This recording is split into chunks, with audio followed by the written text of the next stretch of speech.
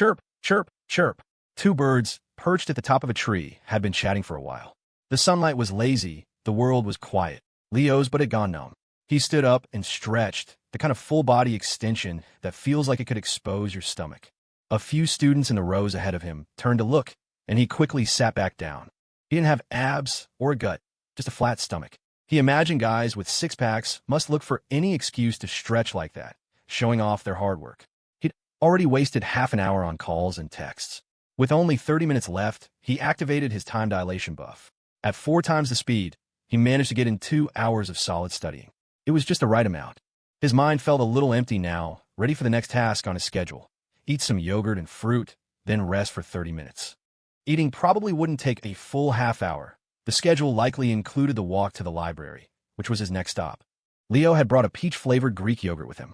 Now that he was flush with over $10,000, he'd upgraded his yogurt game to the fancy $7 a cup kind. He ate it on his way downstairs.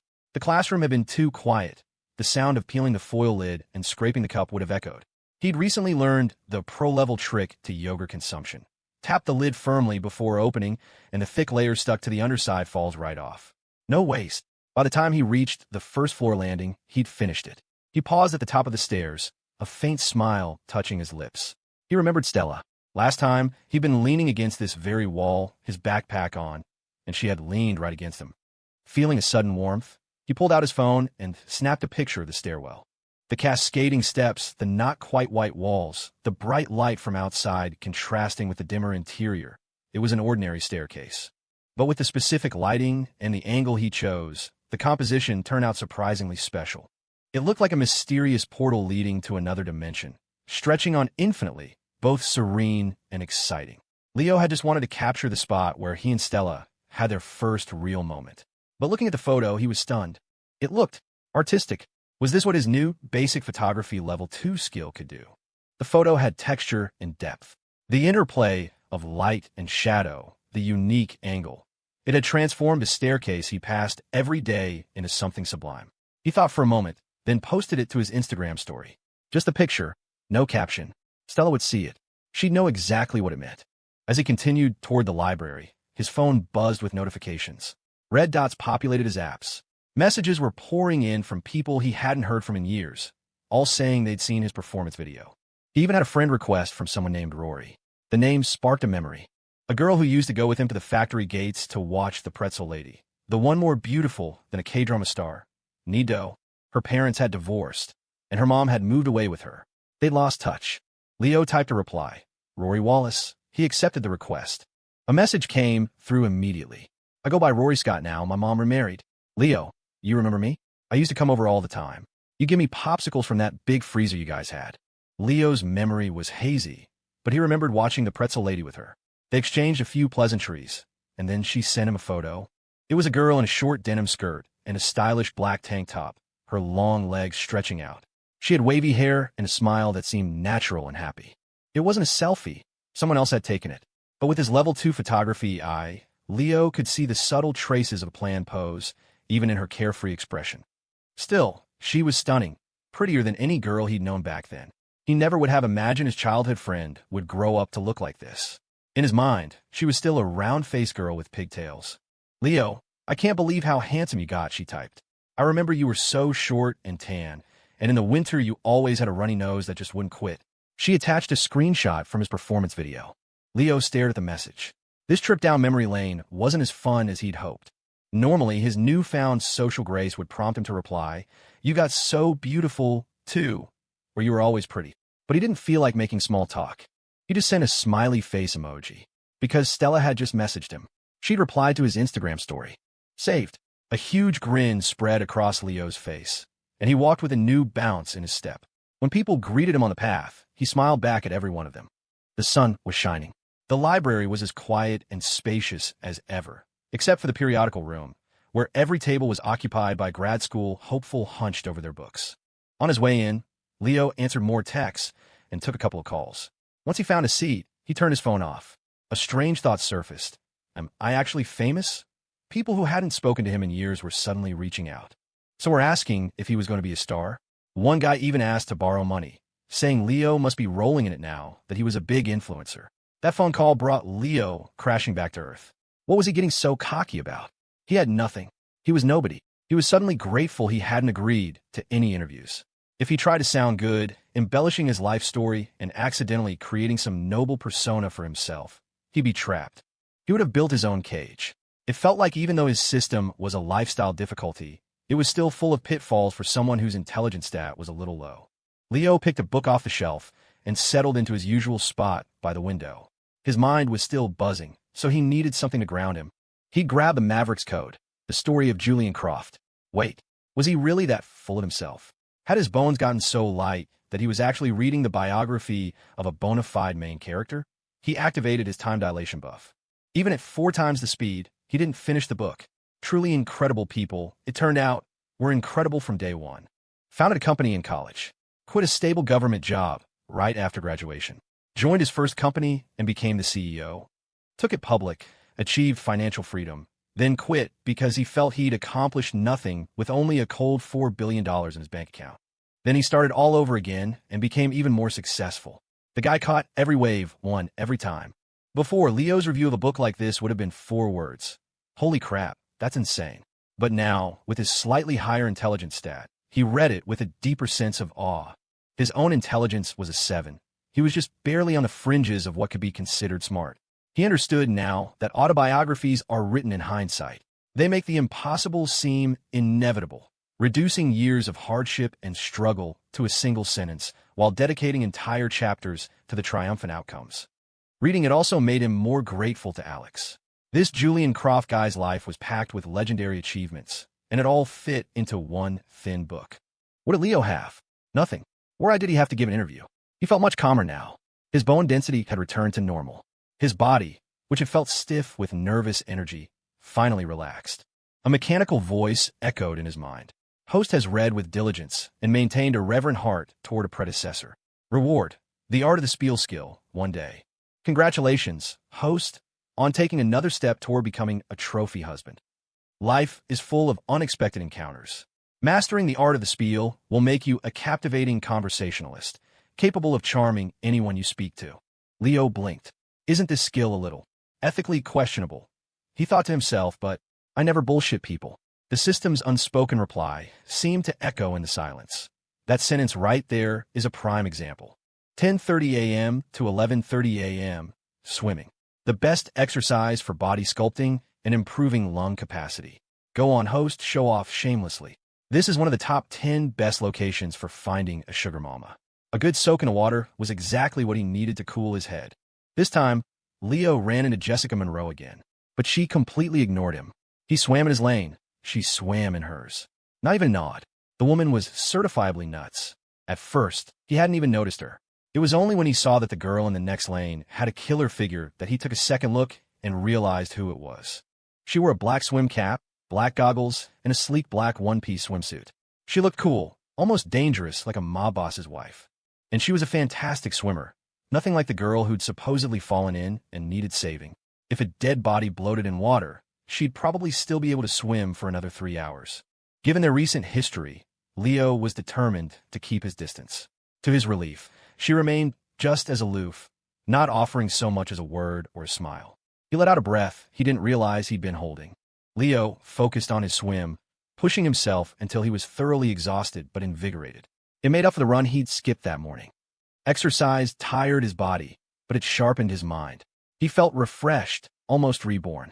With his improved stamina, the workout was less of a struggle. He moved through the water with ease, getting more out of every stroke. Halfway through his swim, Jessica disappeared. Leo felt even more relaxed. He activated his time dilation buff and kept going. Swimming was great for his physique, and it was doing wonders for his confidence. When his time was up, Leo headed for the showers. The locker room facilities at the pool were a huge upgrade from the dorms. They actually had shower stalls. Back in the room, everything was DIY, and Sean was the designated hot water fetcher. After showering, he changed into a fresh white t-shirt and sweatpants. He realized that with his new workout routine, he was going through clothes faster. He needed to go shopping soon. As he walked out of the locker room, backpack slung over his shoulder, he saw Jessica.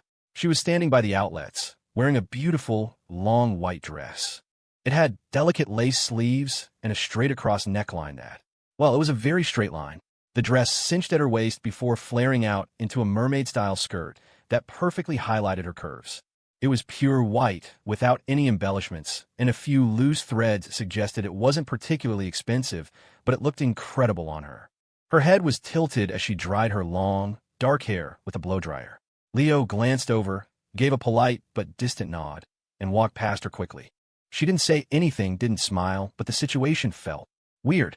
She'd left the pool so much earlier than him. Had she really been showering for half an hour? Was it a coincidence that she was standing right where he'd see her as he came out? And was it another coincidence that she was wearing a mermaid dress, blow-drying her hair, looking like something straight out of his daydreams? Sure enough, as he stepped out of the natatorium doors, the system's voice chimed in his head. Congratulations, host. Your strategy with the bronze-tier single woman, Jessica Monroe, has yielded results. Favorability has reached 70. Please continue your efforts and strive for new heights, Leo groaned internally. Jessica, please, give me a break. He could swear on a stack of Bibles that he hadn't said a single word to her. What was her deal? Last time, she'd hugged him out of nowhere, and her favorability hit 60. This time, he completely ignored her, and it jumped to 70. Maybe I should bring Stella swimming with me next time, he thought. Then an image of Stella in a swimsuit flashed through his mind, and his nose felt a little warm. Okay, not yet. Some other time. Way in the future. Leo left the pool and headed straight for Laura Miller's apartment. He had to change Cody's dressing today. Dr. Evans, the school physician, had been so impressed with his first aid skills that he'd given Leo the green light to do the follow-up at their home. He'd hoped to have dinner with Stella tonight, but Professor Hoffman had invited him over. The professor lived off campus, so Leo had already given Stella a heads up. Thinking about it, his schedule was packed. Before he started dating, he felt like he had all the time in the world. Now, there never seemed to be enough hours in the day. It was strange. He reached the faculty housing complex and walked toward the security gate. Mr. Roberts was there, amusing himself with his birds. 3 cages hung from a large tree. The cage on the left held a vibrant yellow-green bird, the middle one a bird with a white head and black body, and the one on the right a small, pure white bird. They were all beautiful. Leo stopped to watch for a moment. The one on the left is Sunny, Mr. Roberts said.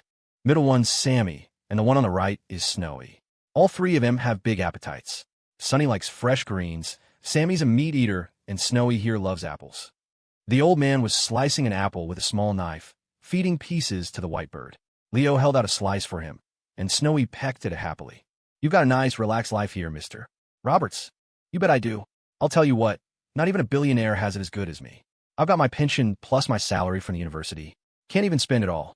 Good money, easy work, close to home. Coming here gets me out of the house, so I don't have to listen to the wife complain, and when I get back, there's a hot meal waiting for me. I can watch my birds when I want, take a nap when I want. It's the life. Leo couldn't help but give him a thumbs up. He could feel Mr. Roberts' art of the spiel skill was at least level 2. After bonding with the gatekeeper NPC for a few more minutes, Leo headed to Ms. Miller's apartment. The smell of cooking hit him as soon as he got close. Ribs stewing, the sweet aroma of corn and rib soup. And was that roast beef? Sliced beef was already arranged on a platter on the table, next to a dipping sauce dotted with chili peppers. Ms. Miller, wearing an apron over a modest set of long-sleeved pajamas, not unlike something Alex would wear, greeted him at the door. Seeing his swim bag, she smiled. Swimming again? You're very disciplined, Leo. Leo felt a slight blush, remembering she'd washed his swim trunk for him last time. Yeah, go on in and hang out with Cody for a bit. Dinner will be ready soon. Slipping into the same pair of slippers from his last visit, Leo felt a sense of familiarity with her home. Cody was in the living room in his wheelchair, looking much better. The room felt a little cramped, so Leo started moving the heavy dining table and chairs closer to the window to create more space. He was glad for his increased strength. The table, solid wood with a marble top, was incredibly heavy. Ms. Miller came out of the kitchen with a dish and saw him moving the furniture. Her eyes filled with gratitude. She'd been wanting to rearrange the room to make it easier for Cody to get around without bumping into things, but she couldn't move the table herself. As a divorced woman, she felt awkward asking male colleagues for help. Before the divorce, she wouldn't have thought twice, but now it felt different. Leo, however, was her student, at least a decade younger than her. It didn't feel strange at all. She was surprised by how strong and how thoughtful he was. At dinner, she discovered something else. His appetite was enormous. Luckily, she'd cooked a lot. The roast beef had been cooking all morning, a huge 5-pound brisket that had rendered down to maybe 2 pounds of tender meat. Leo polished off an entire platter by himself. After the morning's intense physical and mental exertion, he needed to refuel. He ate with gusto, which encouraged Cody to eat more, which in turn made Laura happy. Her cooking was incredible. "Ms. Miller, how do you cook so fast?" Leo asked, genuinely curious. "Last time, you made all those dishes in what felt like half an hour." She laughed. "It's not that fast. The roast beef, for example, I got up early to go to the market and pick out a good cut. Then I had to clean it and let it simmer all morning. You have to get the good cuts early or they sell out. I actually reserved this one with the butcher yesterday. After it's cooked, you have to let it cool completely under a heavy weight to make it firm, so it slices better. But the vegetables, those have to be cooked right before you eat." After dinner, she wouldn't let him help clean up, telling him to go play with Cody in his room. She said they could change the dressing after they'd rested a bit. The wound was mostly healed. The main concern was preventing infection in the summer heat or tearing it with sudden movement. Laura closed the bedroom door to tidy up. Leo and Cody fired up a game of League of Legends, munching on fruit. Cody was thrilled to be able to play openly with Leo. When he wasn't injured, his screen time was strictly monitored by his mom. This time, Cody played like a champ and carried Leo to victory. He was ecstatic. Being the hero was way more satisfying than being carried. After one match, Leo had Cody lie down on the bed so he could change the dressing. He was halfway through when he heard voices from the living room. Cody tensed. It was his dad's voice. He started to sit up excitedly, but then the voice grew louder, angrier. "What the hell is your problem, Laura? I told you I was busy that day. I'm here to pick him up now. So why can't I take him?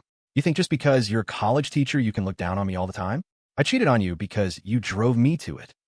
Always with that high and mighty look on your face, nagging me about how drinking is bad for my health. You think I don't fucking know that? Me, shameless? You haven't changed. No money, you didn't dress up. Now you have money, and you still don't. You're so plain, I can't take you anywhere. I had to take Lexi to my work events. All you ever did was tell me drinking was bad for me. Lexi actually drinks with me, runs interference for me. A woman like you, even with a little education, nobody's ever going to want you. I told you I was busy that day. Now I'm here to take Cody. Don't you twist my words, Laura. Lexi is younger and more considerate than you'll ever be. She doesn't even mind me coming to get Cody. So what right do you have to stop me? The best thing I ever did was divorce you. Living with you is so damn exhausting." In the bedroom, Leo's scalp tingled with awkwardness. Cody had buried his face in his pillow, his shoulders shaking with silent sobs. The door swung open. Leo's art of the spiel skill activated. He turned to face the towering, furious man and the red-faced, teary-eyed woman. He stepped forward, wrapped a protective arm around Laura Miller's soft waist, and looked the man dead in the eye. "Laura," he said smoothly, "aren't you going to introduce me?" The man, Dave Collins, stared blankly at the impossibly young guy who had just emerged from his ex-wife's bedroom, who was now holding her, who was extending a hand adorned with a Rolex. "Hi," Leo continued, his grip firm. "You must be the ex-husband. Thanks for divorcing Ms. Miller. I've had a crush on her for 4 years. I really appreciate you getting out of the way." Dave instinctively reached out to shake his hand. Only when Leo's grip tightened did he realize what was happening. "What the hell? Who is this short little punk? Get your fucking hands off my wife's waist." "No, wait, let go of my hand. It hurts, it hurts, it hurts." "Ms. Miller, I'm sorry. I didn't mean to be so forward back there." Leo apologized after her ex-husband had stormed out. Dave Collins had left in a fury, his hand bruised and his face twisted in anger, muttering about Laura keeping a sugar baby. Laura herself was shaking with rage. She always tried so hard not to fight in front of Cody, but her ex had been unbearable. He'd shown up accusing her, even though he was the one who had broken his promise to pick up their son. Now, he'd barged in demanding to take Cody, whose recovery was at a delicate stage. When she refused, he'd exploded. It was all just irrational, malicious noise. And then he'd claimed his new wife had sent him. That had pushed Laura over the edge. Why was his new wife involved with her son? If she wanted to play the role of the benevolent stepmother, she could do it anywhere else, but not with Cody. The argument had escalated from there. Laura's heart was still pounding, her thin, pale hands trembling slightly. "It has nothing to do with you, Leo. Thank you." She felt a wave of embarrassment. For a student to see her like this, at her lowest, and for him to have to step in to defend her pride, and in such a way. Having his arm around her waist in front of her ex-husband had sent a jolt through her, like a burn. But in that moment, all she felt was a surge of vindictive satisfaction. Seeing the shock and anger on Dave's face was liberating. The man she had once loved, the man she'd been married to for 10 years, had cursed her, called her old and ugly and difficult, all for another woman. Once the love was gone, it felt like her very breath was an offense to him. To be completely honest, when Leo had stepped forward and put his arm around her, it was the most cathartic moment she'd had in years. It was as if a pressure valve had been released. That pressure had been building since the day she'd walked in on Dave and his mistress in their brand new home. A month after the divorce, Dave had sent out invitations for a lavish wedding. When they had gotten married, he'd had no money. She hadn't asked for anything, not even a ring. Their wedding had been a simple dinner with friends in their rented apartment. They had struggled together, and he had always promised he would make it up to her with a big ceremony one day. He'd kept his promise. For his mistress, the wedding was at the city's top 5-star hotel, a grand affair. She later learned why he'd been in such a hurry. The other woman was already showing. The injustice of it all had festered inside her, making her feel physically ill. She was terrified to go to the doctor. She found a lump in her breast while showering, hard and already sizable. She worried it might be cancer. But what would happen to Cody? He'd already lost his father. He couldn't lose his mother, too. But today, she felt a sense of relief, of release. It was as if that boy hadn't been holding her waist, but her dignity. He had given her the courage to keep fighting. It was a complex storm of emotions. Misery, resentment, sadness, self-doubt, despair.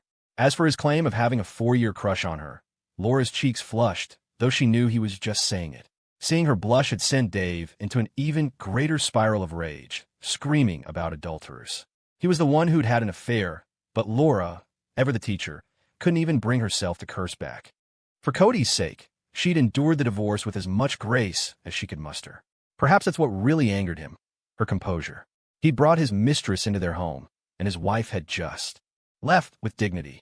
It probably made him wonder if she'd ever loved him at all. Now that they were divorced, she was free to date anyone she wanted. Dave's fury was completely irrational. He'd never imagined she'd actually find someone else. He'd assumed that with a son as difficult as Cody, no man would want her. Besides, he'd always thought of Laura as frigid. She'd always pushed him away when he initiated intimacy. He couldn't be blamed for cheating, but the way she just blushed, that didn't look frigid at all. A young guy in his early 20s holding her waist, full of vigor, in her apartment. And he was clearly close with Cody. His son called him bro. Holy crap. Even divorced, Dave felt the phantom weight of a cuckold's horn sprouting from his head, as green and vast as the plains of Siberia. He wanted to scream at her for keeping a sugar baby, for being a fool who would get fleeced for her money. She was old and ugly. What could a young guy possibly want from her besides cash? But then he remembered the kid was wearing a Rolex. His shoes sitting by the door were nice too, a limited edition collaboration. Lexi had bought him a similar pair, claiming they cost over $4,000. Lexi had overcharged him. They were closer to $2,000, and his ex-wife had paid for them. This wasn't just a sugar baby. He was a rich sugar baby. A rich kid like that could have any girl he wanted. Why would he go for his ex-wife? It could only be that he was telling the truth. He actually had a crush on her. That was insane. Why would he like a teacher when he was surrounded by college girls? What did Dave have to compete with? Money? He couldn't confidently say he had more than a kid who wears a Rolex to class. Physique? The kid was in his early 20s. Dave was pushing 40 and already feeling his age. The kid was probably a human motor, good for at least 3 times a night. Damn it. The only thing he had on the kid was height. The punk was half a head shorter than him. Bad genes. His kids would be short too. Not like Cody, who was already tall for his age. But wait, Cody called him bro now. What would he call him later? Dad? Bro dad? The more Dave thought about it, the more he felt like he was going to have a stroke. He pulled the car over, his hands shaking, and lit a cigarette. It didn't help. He lit another. If only men could get breast cancer, he was sure he'd have a tumor by now. But as he sat there, hyperventilating and chain-smoking, his lungs were sending out their own 5-alarm fire warning. Ms. Miller, you don't have to really. You're being too kind. Leo tried to refuse, embarrassed. But Laura insisted. She had bought Cody some new clothes, and, out of habit, she had bought some for his father, too. It was only after she'd paid that she remembered they were divorced. She'd gone in the mall bathroom and cried. Now, she held the clothes out to Leo.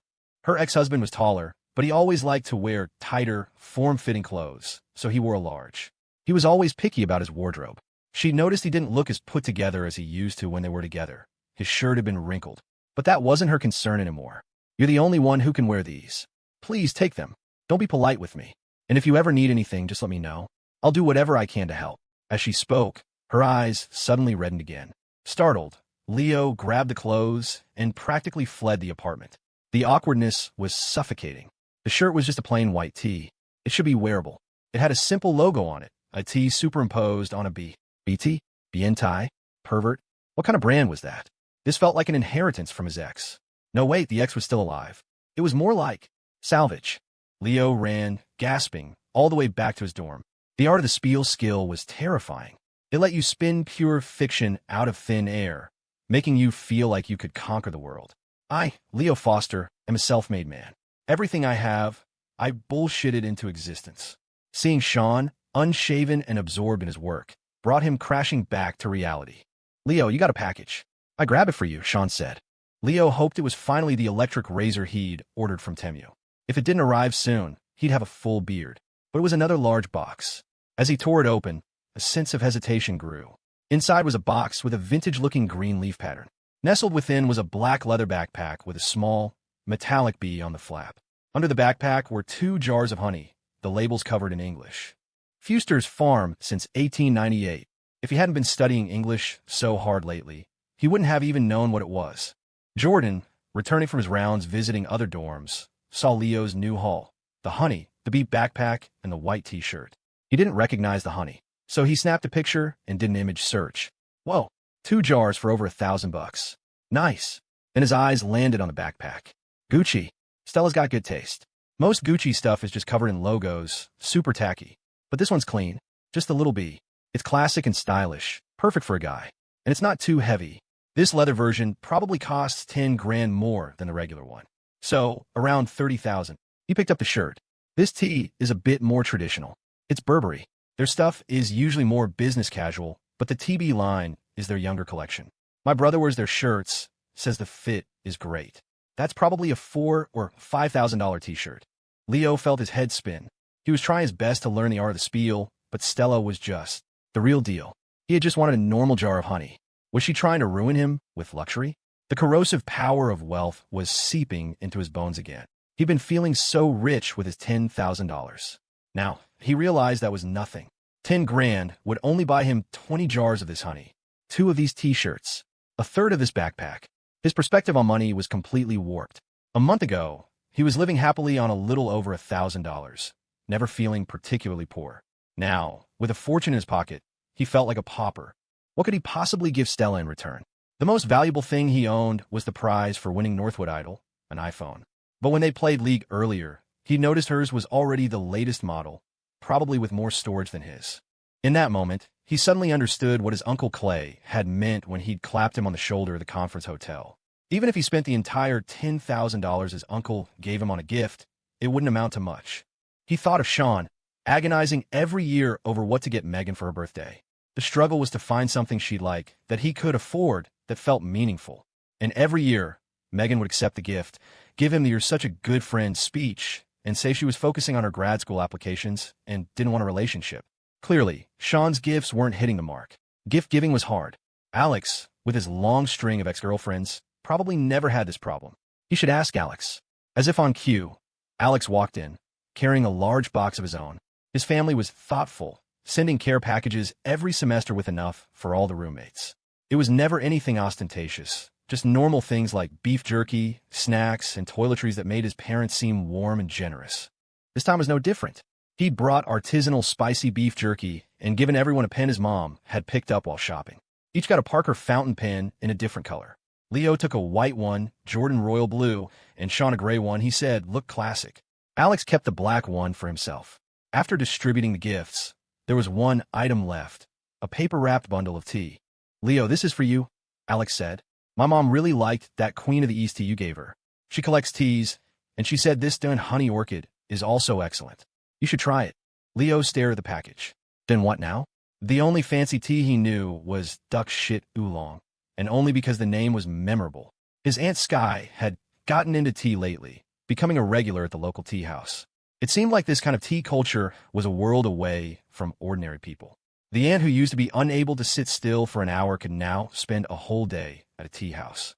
Remembering his experience with the $100 chrysanthemum tea, Leo seriously asked Alex for the proper way to talk about this one to sound impressive.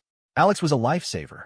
He'd asked Laura Miller earlier about Professor Hoffman's hobbies, and she mentioned he was a nationally certified team master. The competition was insane. The natural-born trophy husband had to get certified in team-making. Alex, ever willing to help a friend flex, launched into a detailed explanation. The done honey orchid phoenix dancone is the pinnacle of honey orchid oolongs. This specific one comes from the same single-origin trees as the tea that was served to President Nixon during his visit to China.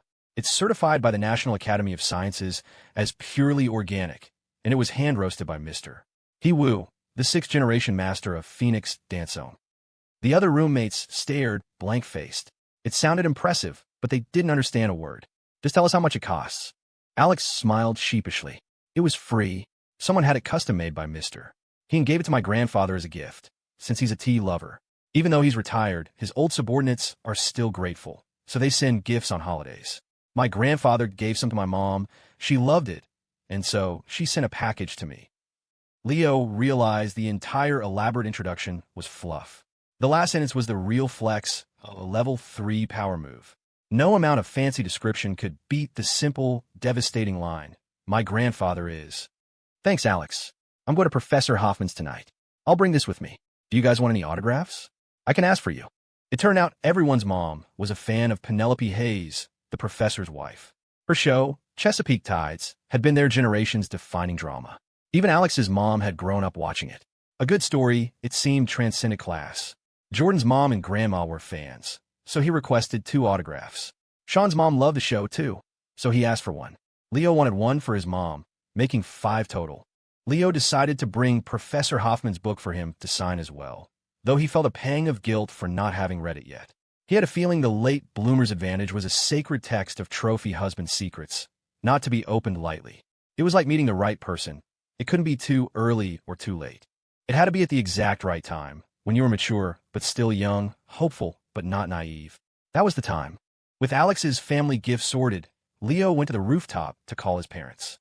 He wanted to see if the tea had arrived and give them a heads up about the TikTok videos, just in case. Dad, where's Mom? Her phone's going straight to voicemail. She's out. Your Aunt Sky dragged her out shopping. They're probably in a store with no reception. Did the tea get there? Yep. It's nice. Your mom said it was too expensive to drink herself, so she gave it to your aunt. You know how much Sky loves tea. We're doing fine. Don't worry about us. What? A TikTok video? I don't have time for that stuff. Hang on, a customer just came in. Meanwhile, in another part of campus, Alex was on the phone with his own mother. I saw your roommate's video. He's a sharp young man. I like him. He seems to have a good character. You can trust him. Did you give him the tea? Penelope Hayes' husband is his professor, and he's taking the tea to him? Excellent. His luck is very good. He attracts helpful people. But remember, Alex, true patrons are mutually beneficial. You are his patron, but he may also be yours one day. Your father and I are fine. Nothing to worry about. He has enough pride not to bring his messes to my doorstep. Just focus on your studies. After hanging up, Alex sighed. The tension between his parents was palpable. His mother was brilliant and wise, but stubborn when it came to matters of the heart. She had taught him everything about social etiquette, but she couldn't seem to navigate her own emotional life. After hanging up, Leo sighed. His dad was always busy and not much for heart-to-heart talks. He had so many new thoughts and feelings he wanted to share, maybe even brag a little, or bullshit, as the system would say, or just get a good scolding. His skin was itching for some kind of reaction. The rooftop was hot and still. There was no breeze. Leo headed back to the dorm to take a nap. Alex had returned too, but he never napped. The guy was a perpetual motion machine, probably just dropping things off before heading out again. A future director-level college student was built differently. As Leo got ready for bed, he glanced at his phone and saw a notification. Sean had transferred him $80. Sean, why'd you send me money? I didn't buy anything for you, he asked, poking his head out from his bunk. Sean ran a hand through his greasy hair. He'd been planning a big, formal announcement to share his excitement with Leo. But then Leo had come back and unboxed a series of priceless gifts. Then Alex had shown up with his own expensive care package. The beef jerky was one thing, but the fountain pens weren't cheap, and the tea for Leo was clearly in another league. Suddenly, Sean's news felt insignificant. The momentum was gone, but it was important to him. He ran a hand through his hair again, clearing his throat. There always seemed to be something stuck there before he had to say something important. His dad always taught him, the most important thing is to live with a clear conscience. If you can face yourself, You can sleep at night. Even though he'd surpassed his father's elementary school education, that lesson had stuck with him. He'd taught it to Sean and his sister. Later, in college, he'd read books that argued the poor were destined to stay poor because they were taught things like integrity and kindness. It was always the poor kids who were the heroes, who sacrificed their bodies because it was the only thing they had left to give. Those ideas had shaken his worldview. But after facing real choices in his life, he realized his dad was right. A clear conscience brought peace. When you had nothing else, morality was your backbone. Leo, he said, his voice low, my TikTok videos, the ones I made for the Creator Fund, they started generating revenue. I was able to withdraw $150. I sent you $120. From now on, can we split like this? What? Leo was stunned. He'd seen Sean pouring all his time into the TikTok account, forgoing an internship to make it his full-time project. Leo had just been helping out because Sean was a genuinely good guy. He did more chores than anyone else in the dorm, never complaining, never keeping score. He was the kind of friend who would silently do whatever you asked without expecting anything in return. He never thought it would actually make money. It wasn't much, $150, but Sean deserved every penny. He had spent countless hours shooting and editing. If he'd spent that time working a part-time job, he could have made $1,000 by now. And after all that work, he'd earned $150 and was trying to give Leo $120, leaving himself with just $30. Leo looked at the transfer notification.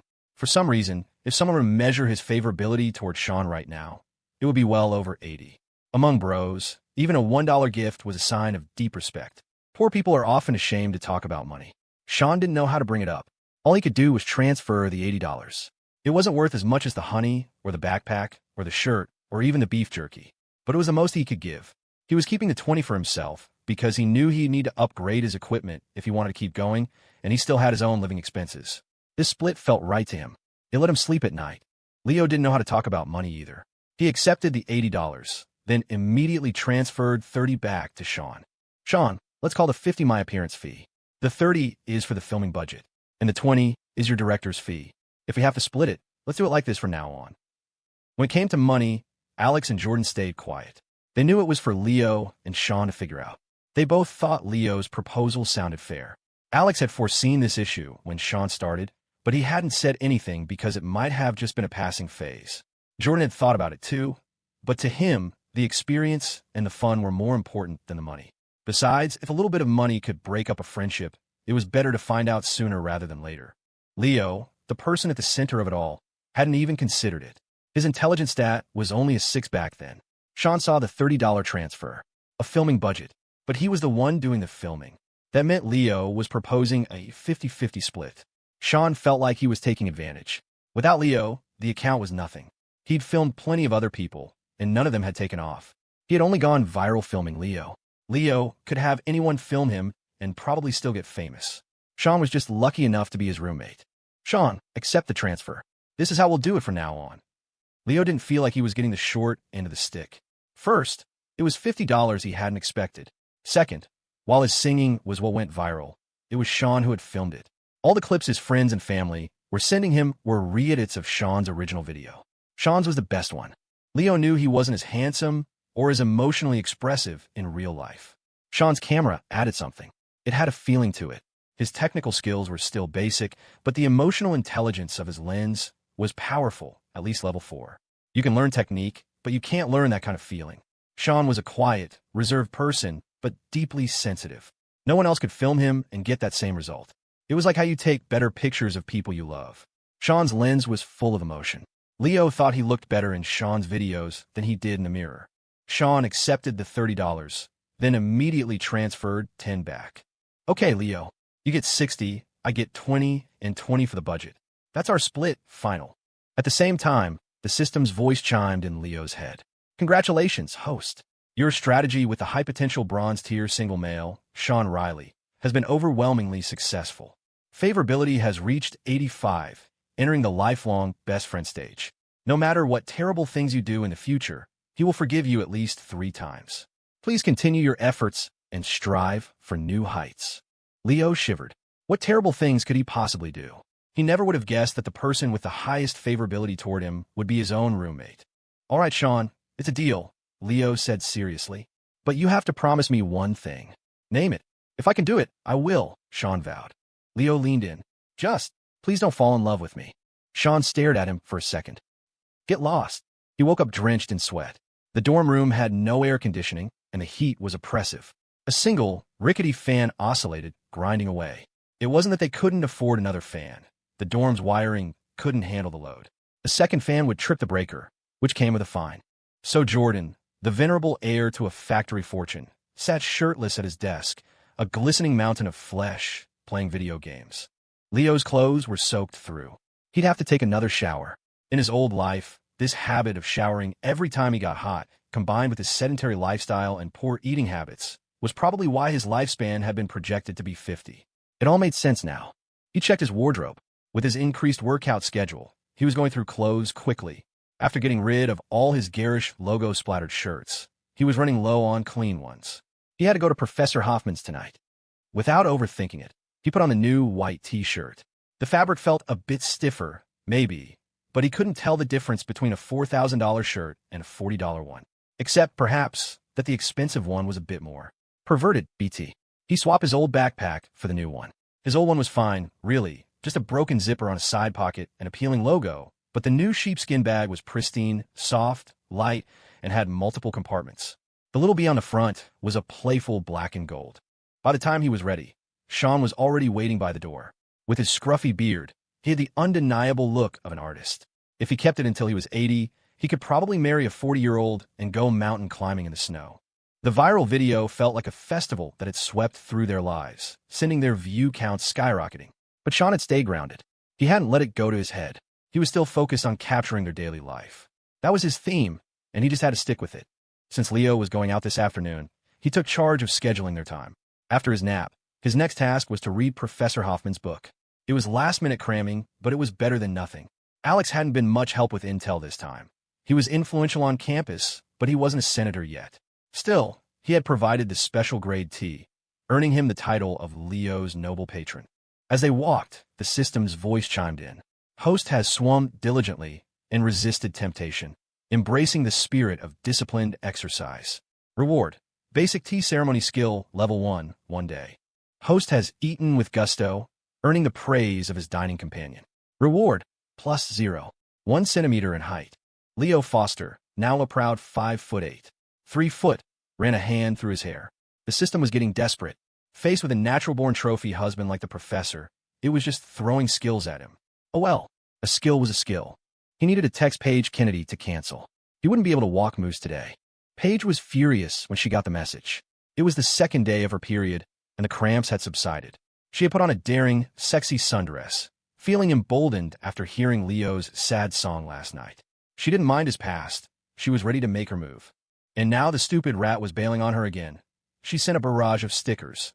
A sassy cartoon girl with her hands on her hips, a ridiculously buff SpongeBob, an aggressively cute kitten, a chubby toddler threatening to fight him, and a meme of Saul Goodman saying, "You're looking at 3 to 5 years." Leo saved every single one. Paige's sticker game was adorable. After he was done, he saw a message from his mom. She'd sent a picture of a small, plaid handbag.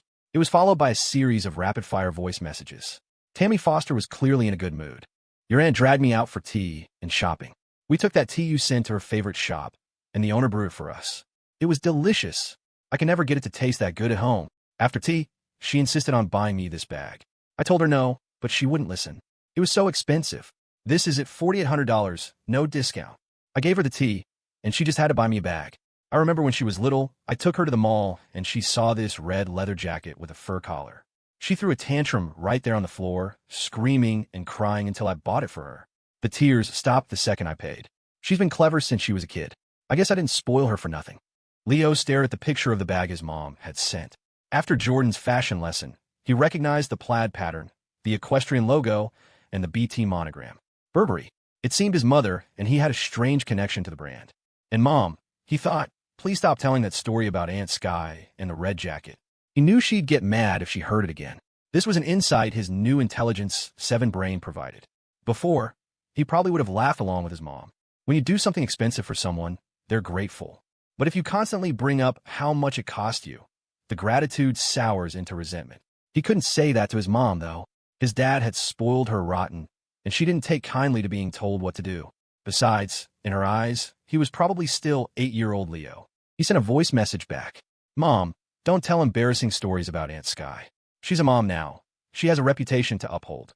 Phrasing it like that, as one mom to another, would probably go over better than pointing out that his aunt was a high-ranking official. The difference between intelligence 6 and 7 was terrifying. Anyone who had liked him back when he was a 6 must have really liked him. Uncritically, his thoughts drifted to Paige. Her intelligence probably wasn't that high either, and she was still spamming him with stickers. He remembered reading somewhere that unintelligent people are eventually weeded out by evolution because they can't even navigate dating. Misconnections lead to a lonely life, and thus, no offspring. He felt personally attacked. Tammy replied, I know, I'm not stupid. I wouldn't say it in front of her, just to you. Your aunt said your singing video is really good, that you're getting popular. You take after your father. Back in the day, at the factory talent show, his voice was so powerful. All the young girls at the factory had crushes on him. Mom, stop, Leo thought frantically. If this conversation continued, his dad was going to end up kneeling on a washboard for no reason. Mom, I have to go study. Talk to you later. He ended the chat. Sean, walking beside him, looked a little envious.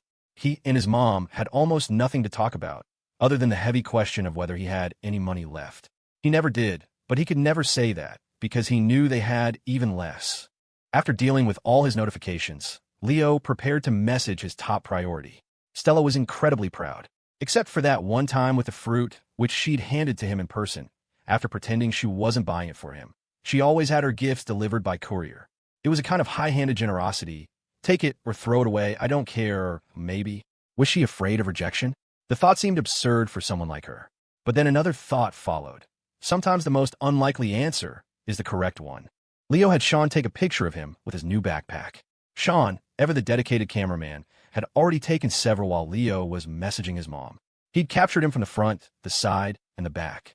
He chose the best one, a 3/4 angle where Leo was standing straight, looking off into the distance. The light was perfect, filtering through the leaves of a tree and dappling his face, creating a natural, artistic filter. In that moment, Leo had been thinking about how his dad spoiled his mom, and his expression was a warm, affectionate mix of amusement and exasperation. Leo gave Sean a thumbs up. If he could, he would share his basic photography level 2 skill with him. Sean's technical ability combined with his emotional lens would be unstoppable. He sent the photo to Stella. She replied almost instantly. Very handsome. Just 2 words. When other people called him handsome, he took it as a given. When Stella said it, he felt like he could jump to the moon. Then another message came through. It was a sticker, a gif of a rainbow-colored alpaca, prancing joyfully through a shimmering pink swamp, before gleefully leaping headfirst into a mud puddle. Leo's lips curved into a wide smile. He felt like Stella had a hidden camera on him. Right now, he was that alpaca, bouncing. And what a beautiful alpaca it was. What a beautiful swamp. What a beautiful mud puddle. 2 p.m. to 3 p.m. reading. Strive to change your own circumstances. A system that cannot be seen or heard. Reader, Salis who loves beef back in the classroom. The 2 grad school, hopeful NPCs were still there. They saw the scumbag NPC Leo walking again, this time with a personal photographer. How pretentious can you get? Who brings a cameraman to the library? It was even more of a flex than having a different girl show up to see him every day. This guy was the king of posers. The 2 grad students resolved to ignore him and went back to their books. Leo sat down, opened his book, turned off his phone, and placed his water bottle on the desk, the white travel mug Professor Reed had given him, filled with lukewarm water. He began to read.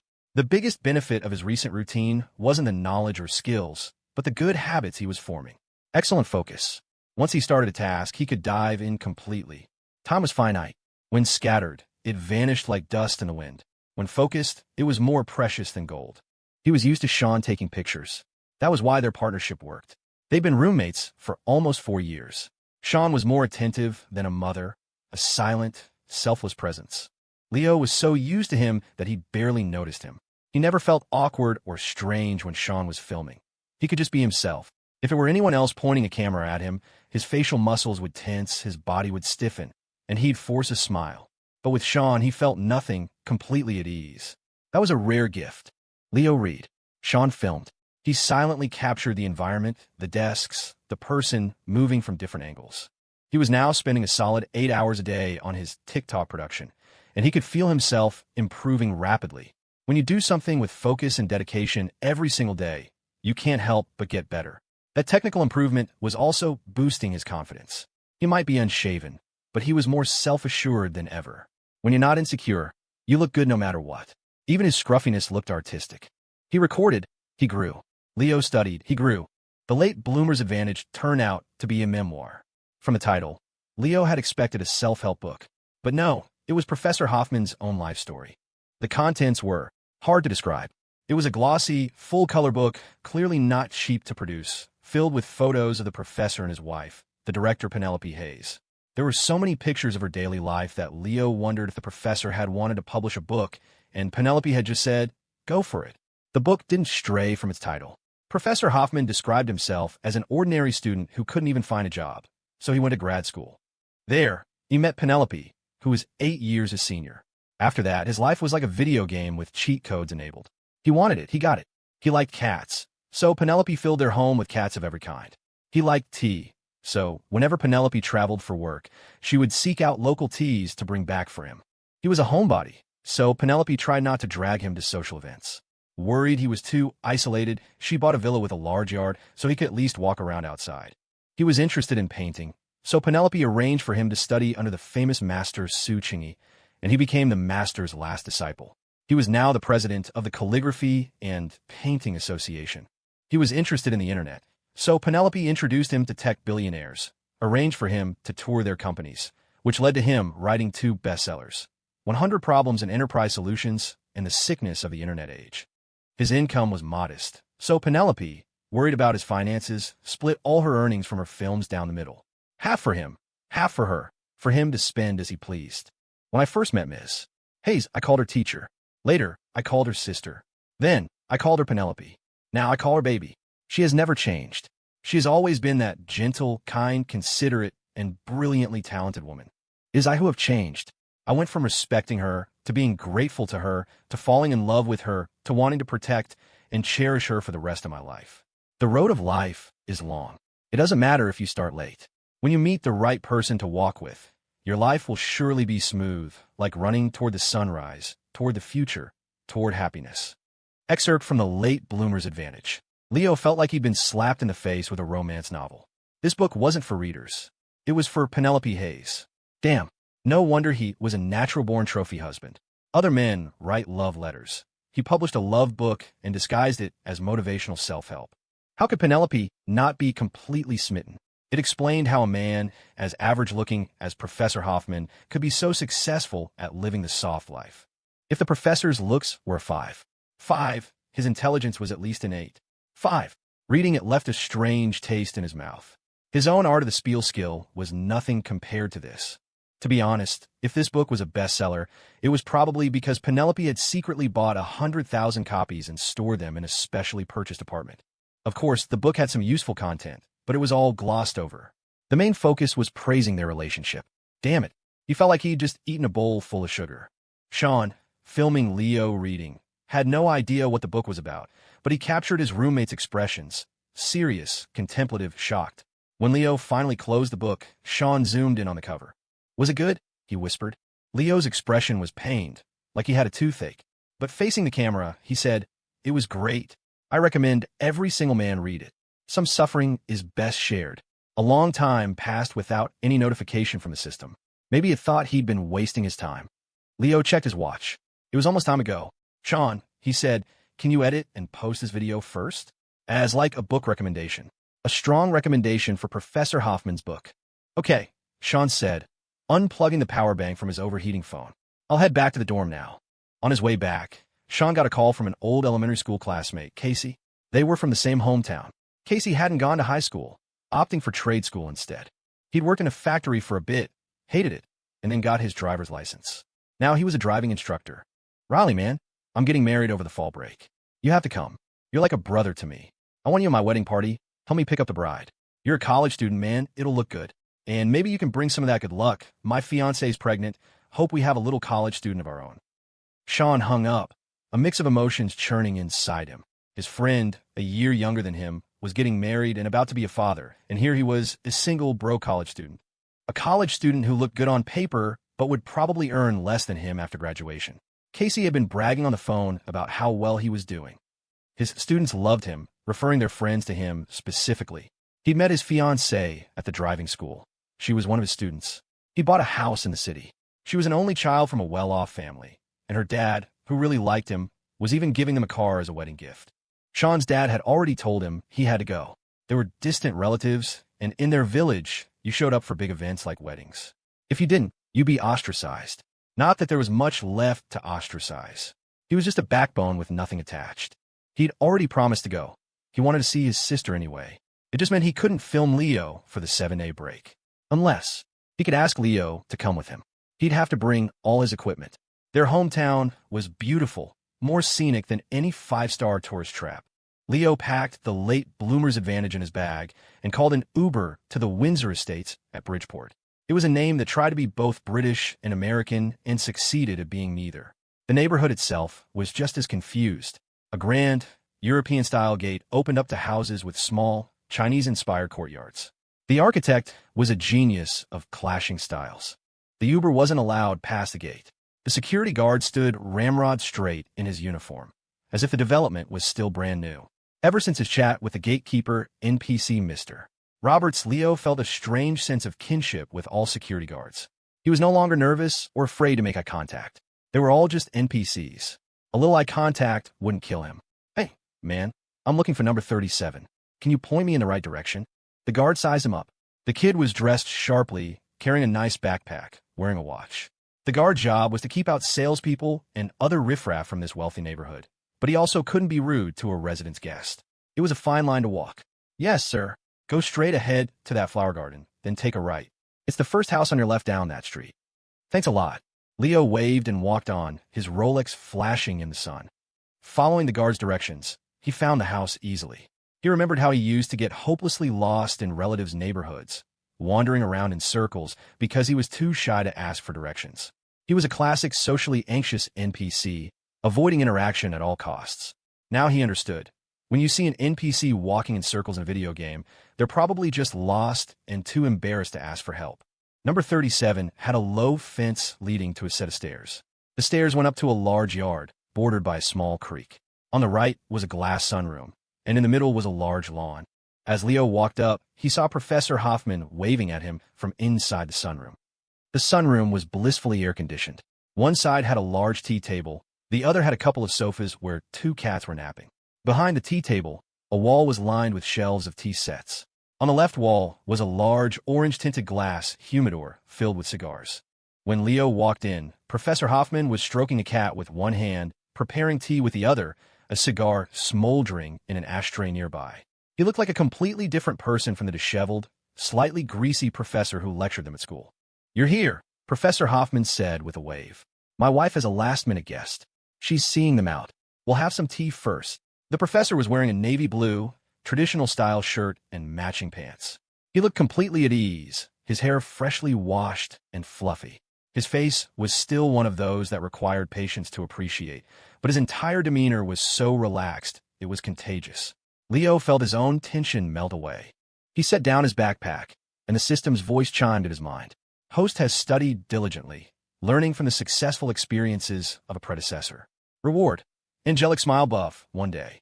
Possessing the Angelic Smile Buff will make your smile sincere and beautiful, bringing joy to those who see it and granting a +1 to favorability. Leo rolled his eyes. The system is really getting desperate. What good was a 1-day buff? Couldn't it at least be permanent? Just then, the front door of the main house opened. A woman with short, practical hair and a slightly stout figure walked out, followed by a man who was incredibly tall and handsome. Leo recognized him instantly. He was the star of that recent hit TV drama about pilots. Leo hadn't watched the show, but he'd seen clips on TikTok. The guy in a vintage-style flight suit looked amazing. Modern pilots were handsome enough, but a historical one was on another level. The comments were flooded with girls calling him their husband. Leo quickly searched the name, Ethan Holt. His fans called themselves Holties. He was even more striking in person. His nose was perfectly straight, his eyes deep set. He was the kind of person who made an immediate impression.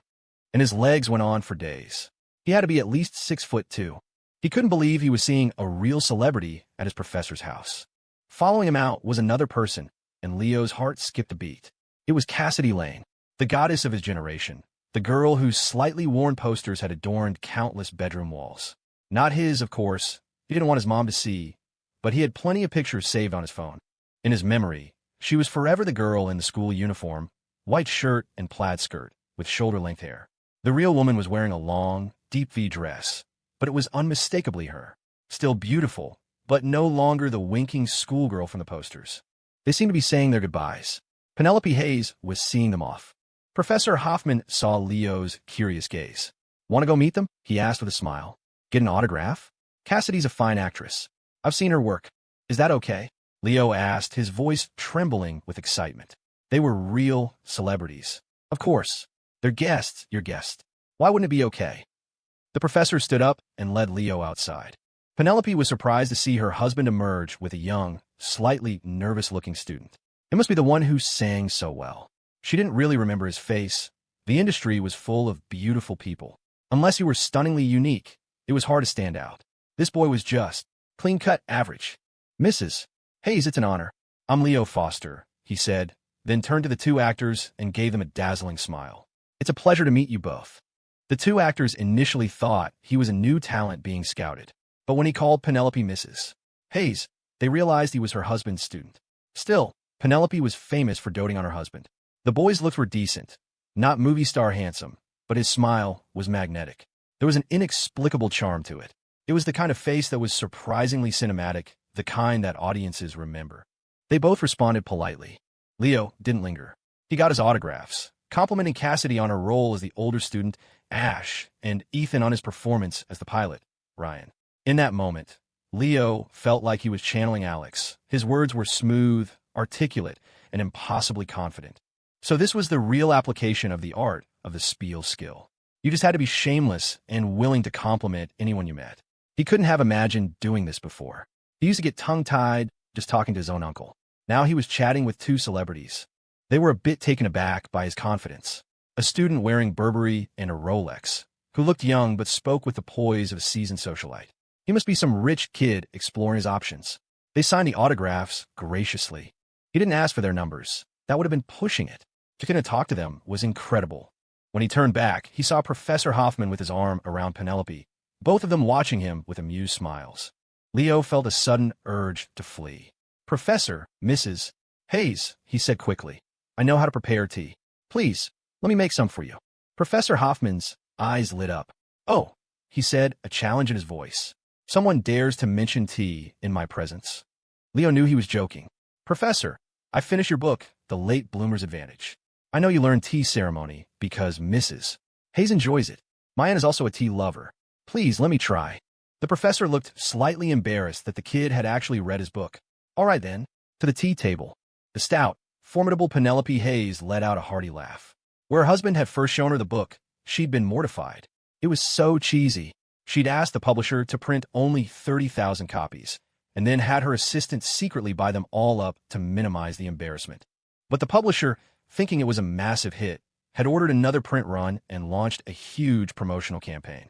It coincided with the release of one of her hit films, and the book had become a bestseller, displayed prominently in every bookstore. It was too late to buy them all.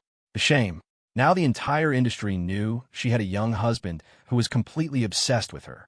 Oh well, she was a director, not an actress. It wasn't the end of the world. She just didn't want people calling him a gold digger. He was genuinely talented, just introverted. He had given all the fame to her. Leo took his place at the tea table. He hadn't been lying. His Aunt Skye loved tea and had a dedicated tea room in her house. He'd played around with her tea sets before, but he was far from an expert. He was bullshitting. But today, he had the basic tea ceremony skill and the art of the spiel skill. A powerful combination. He had to use them before they expired. With a practiced efficiency from his old decluttering buff, he quickly organized the tea table, arranging the cups neatly. Then, he took out the paper-wrapped bundle of tea from his backpack. It was time to begin his performance. Before starting, Leo opened the sunroom's large glass doors, letting the breeze clear out the lingering cigar smoke. He wasn't a smoker and didn't care for the smell. The gesture earned him a nod of approval from Penelope. She didn't like the smell either, which was why her husband was relegated to the sunroom for his cigars. Professor Hoffman watched him with an amused expression. The kid had a spark. He reminded him of himself at that age. Leo rinsed the gaiwan and the cups with boiling water, the steam rising in the cool, air-conditioned room. After a ceremonial first rinse, which he discarded, He pulled the brown paper package from his backpack. "Professor, I know you appreciate good tea. I brought some for you." Hoffman chuckled. "You came prepared, didn't you?" Leo just smiled. He couldn't just say, "My friend's grandfather, who is a very important person, gave it to him," because that wouldn't have the same effect. It was better to let the tea speak for itself. Learning from his experience with Professor Reed, he had done some homework on the way over. He was just an ordinary college student visiting a professor's house. If he just came, ate dinner, and left, it would be a waste.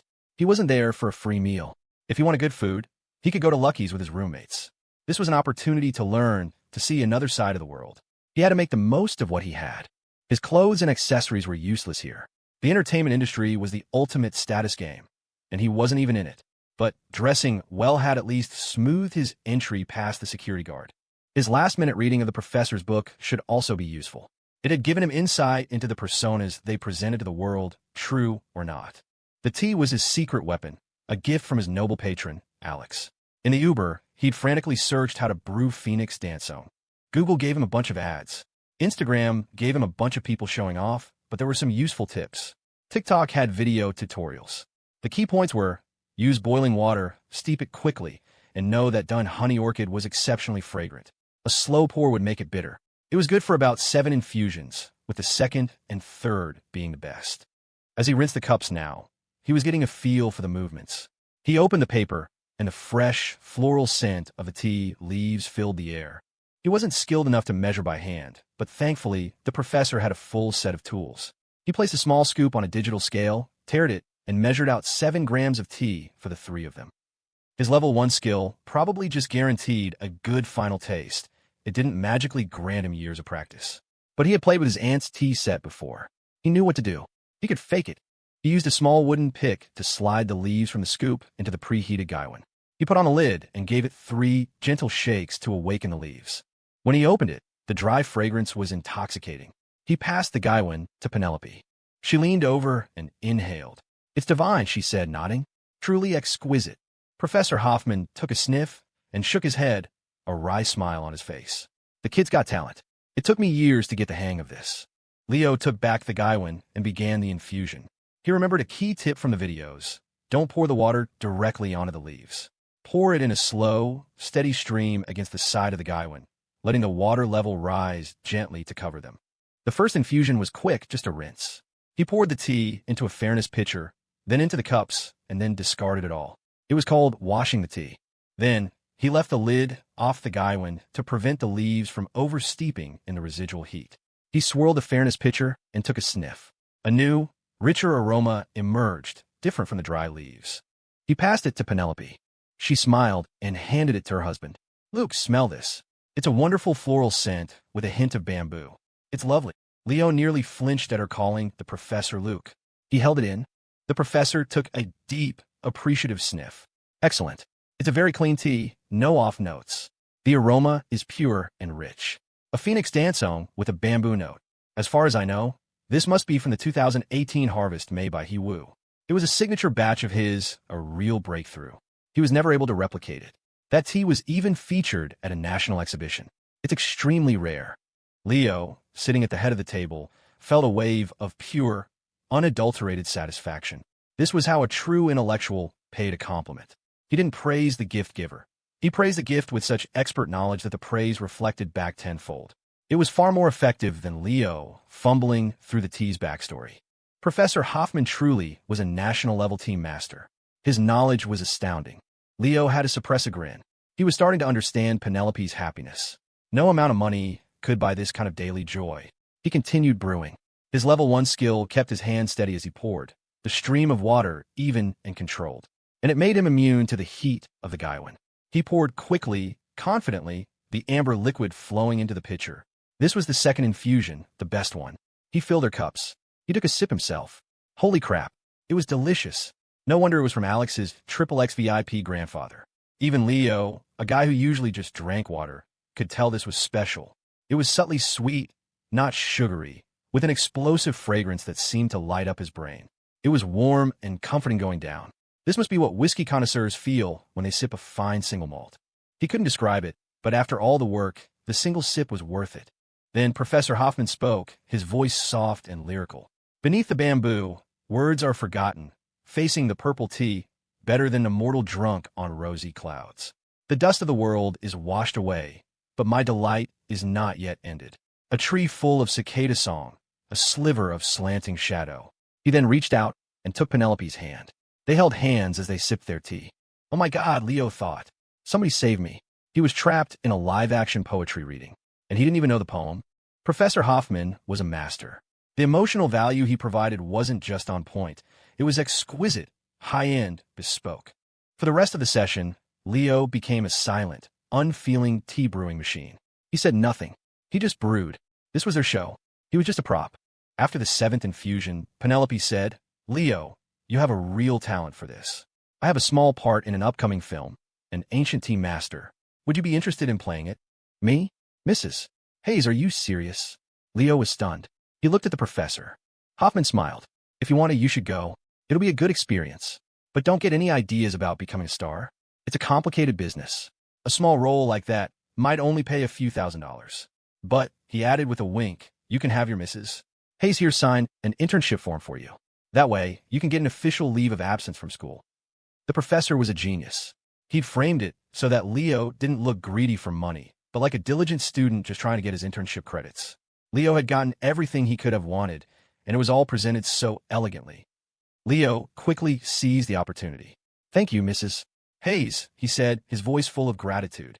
Host has prepared tea with focus and diligence, knowing when to remain silent and when to act. This has earned the affirmation of his companions. Reward, +0, 1 centimeter in height. Leo, now standing a majestic 5'8". For Foot was surprised. Apparently, knowing when to shut up was a praiseworthy skill. Before, being silent was his default mode. But with the art of the spiel skill active, he'd felt an almost uncontrollable urge to talk, to show off. But in the presence of the Grandmaster, Professor Hoffman, any attempt on his part would have been laughably amateur. So he had stayed quiet, the humble tea boy, and it had paid off. Life was a paradox. When you're silent, you have to learn to speak up. Once you can speak, you have to learn when to be silent. After the 7 infusions of dancing were finished, Leo stepped aside, and Professor Hoffman took over. Amidst the professor's effusive praise for the tea, Leo humbly added, it was a gift from a friend's grandfather, and then returned the compliment. It was indeed made by Mr. He woo himself. Your expertise is incredible, Professor. Complimenting others was also a way of complimenting oneself. Penelope beamed. My husband, when he likes something, he dives in head first. He masters everything he touches. He has a rich life. I'm just good with the theory, the professor demurred. My practical skill isn't as good as Leo's. He's young and focused. The tea he brews is clean and delicious. I like the tea you brew, Penelope said softly. It has a lingering charm. Their eyes were starting to do that thing again. Leo felt like he and the 3 cats were all superfluous. He scooped up a fluffy cat and began petting it intently, a welcome distraction. His old animal magnetism buff, though expired, seemed to have left a residual effect. The animals didn't dislike him, and with his unshakable core and angelic smile buffs active, his base favorability was a solid +2. The cat purred, melting into his lap. He petted the cat, drank tea, and listened to the Hoffman's chat. When they addressed him, he would answer. The professor's tea was at least level 2. The Dahong Pao he brewed was incredible. Leo usually found the tea too smoky and bitter, but this was different. It was smooth, with a bold, penetrating aroma that was completely different from the floral notes of the dancing. My husband really likes you, Penelope said with a smile. He even brought out his prized Dahong Pao. He usually says it's wasted on people who don't appreciate it. No, it's only because you're here, Mrs. Hayes, Leo said smoothly, his intelligence 7 brain firing on all cylinders. The professor must have known you were home today and wanted to share something special. He was amazed at how easily the words came out. It was true what they said about surrounding yourself with smart people. After the tea, they had dinner. A housekeeper had prepared it. The trophy husband might know how to cook, but he didn't have to do it every day. It was a simple, home-cooked meal, and thankfully, no one asked him to sing. Penelope was incredibly down-to-earth. My husband is such a homebody. He rarely goes out, and I travel so much for work. Leo, you should come over whenever you're free. You two can make tea and chat. He likes having you here. Of course, Mrs. Hayes. As long as the professor doesn't get tired of me, I'm on call. On call, are we? Do you have a girlfriend, Leo? Leo's face flushed bright red. He nodded. They kissed, they cuddled. That counted, right? It's so sweet to see a student blush like that. Penelope sighed. The entertainment industry was a mess. Actors would live in the same hotel for months during filming. It was impossible to get them to act shy or blush on cue when they'd already slept together a dozen times. The dinner was a resounding success. When he left, Penelope arranged for a driver to take him back to school. She also gave him a small gift box. "I loved your tea. This is a little something for your girlfriend." Leo thanked them both and got in the car. They hadn't mentioned the movie Roll Again, and he didn't ask. It had been a successful social outing. In the car, he opened the box. It was a delicate necklace with a small key pendant. It looked like platinum with a tiny diamond in the center. On the back, in minuscule letters, it read, "Tiffany & Co." He had no idea what that was. He sent a picture to Jordan. Jordan replied instantly, "Tiffany key pendant. Around $3,000, probably." Leo, "Thanks, bro." After using Jordan for his market appraisal services, he happily messaged Stella. "On my way back to campus. Did you have dinner? Feel like a late-night snack?" Stella was in her dorm room, surrounded by clothes. Her mother, for some unknown reason, had sent over a mountain of new dresses. A female assistant had delivered them to get past the dorm's male visitor restrictions. Jessica Monroe was in the room, watching. She saw the new clothes, saw the way Stella's face had softened over the past few days. It was obvious she was dating someone. The world was so unfair. Stella gets a boyfriend, and her mother sends her beautiful dresses. Jessica's own mother had run off with another man when she was a child. Her dad, when he drank, would beat her, telling her she was just like her mother. When he was sober, he'd apologize. She'd started boarding at school in middle school to escape the beatings. Now, if her dad saw her even talking to a boy, he'd curse her out. She had learned to use her own advantages from a young age. In high school, a boy had been obsessed with her, even going to a fortune teller to see if they were compatible. He'd come back in tears and broken up with her, a girl he wasn't even dating. The psychic had told him she had a cursed fate, a life of turmoil and poverty, talent without luck, destined for tragedy. Dove could fall in love, but she couldn't. She watched Stella frown as she looked at her phone, then start rummaging through the dresses, trying to decide what to wear. Jessica pointed to a dress on the far left. "Wear that one," she said. "It's beautiful." After their young guest left, Penelope Hayes was still smiling. It had been a while since she'd met such a genuinely innocent college student. Suddenly, her husband's phone rang. It was his publisher. "What? My book is popular again? It needs another printing? Someone made a TikTok promoting it? Send me the link." He opened the link. It was a video of the student who had just been in his house, Leo, seriously reading The Late Bloomer's Advantage. But his expression, then he saw the re-edits. Leo's face had been turned into a series of reaction memes. Leo, shock face, Foster Leo, holy crap, Foster Leo, this is fine, Foster Leo, where am I? What am I reading? What is this garbage, Foster Leo? This is a divine text, a divine text. Foster. Penelope looked over his shoulder, saw the memes, and burst out laughing. "Your student is hilarious. His face is so expressive." Leo had just arranged to meet Stella at their usual spot when he found himself pulling out his phone again, unable to resist. He opened TikTok and watched the latest video Sean had posted. It was a strange sensation, like there were two of him in the world. One was the real-life Leo, hustling and grinding through the daily chaos. The other was TikTok Leo, bathed in a golden light, living a life of effortless cool. He scrolled to the video of himself singing at Northwood Idol. It was still trending, still racking up views. He remembered how moved he'd been by his own performance that night, lost in the music. But now, after watching it for the 20th time, it just looked theatrical, a little contrived. He glanced at the latest comments. One, bizarrely, had over 10,000 likes. Posting for a friend's daughter. From a good family in D.C. Only child, born in '99, single. 5 feet 6 inches, no car, no house, Georgetown grad, works in tech. Seeking a single male, born after '93, over 5 feet 8 inches, good-looking, healthy, outgoing, honest, responsible, no family history of genetic diseases. Only child preferred. Was this a dating profile? In his comments? Why would 10,000 people like it? Leo was baffled. Then he reread the requirements. Over 5 feet 8 inches. Check. Age. Check. Only child. Check. Personality traits. All of it a perfect match.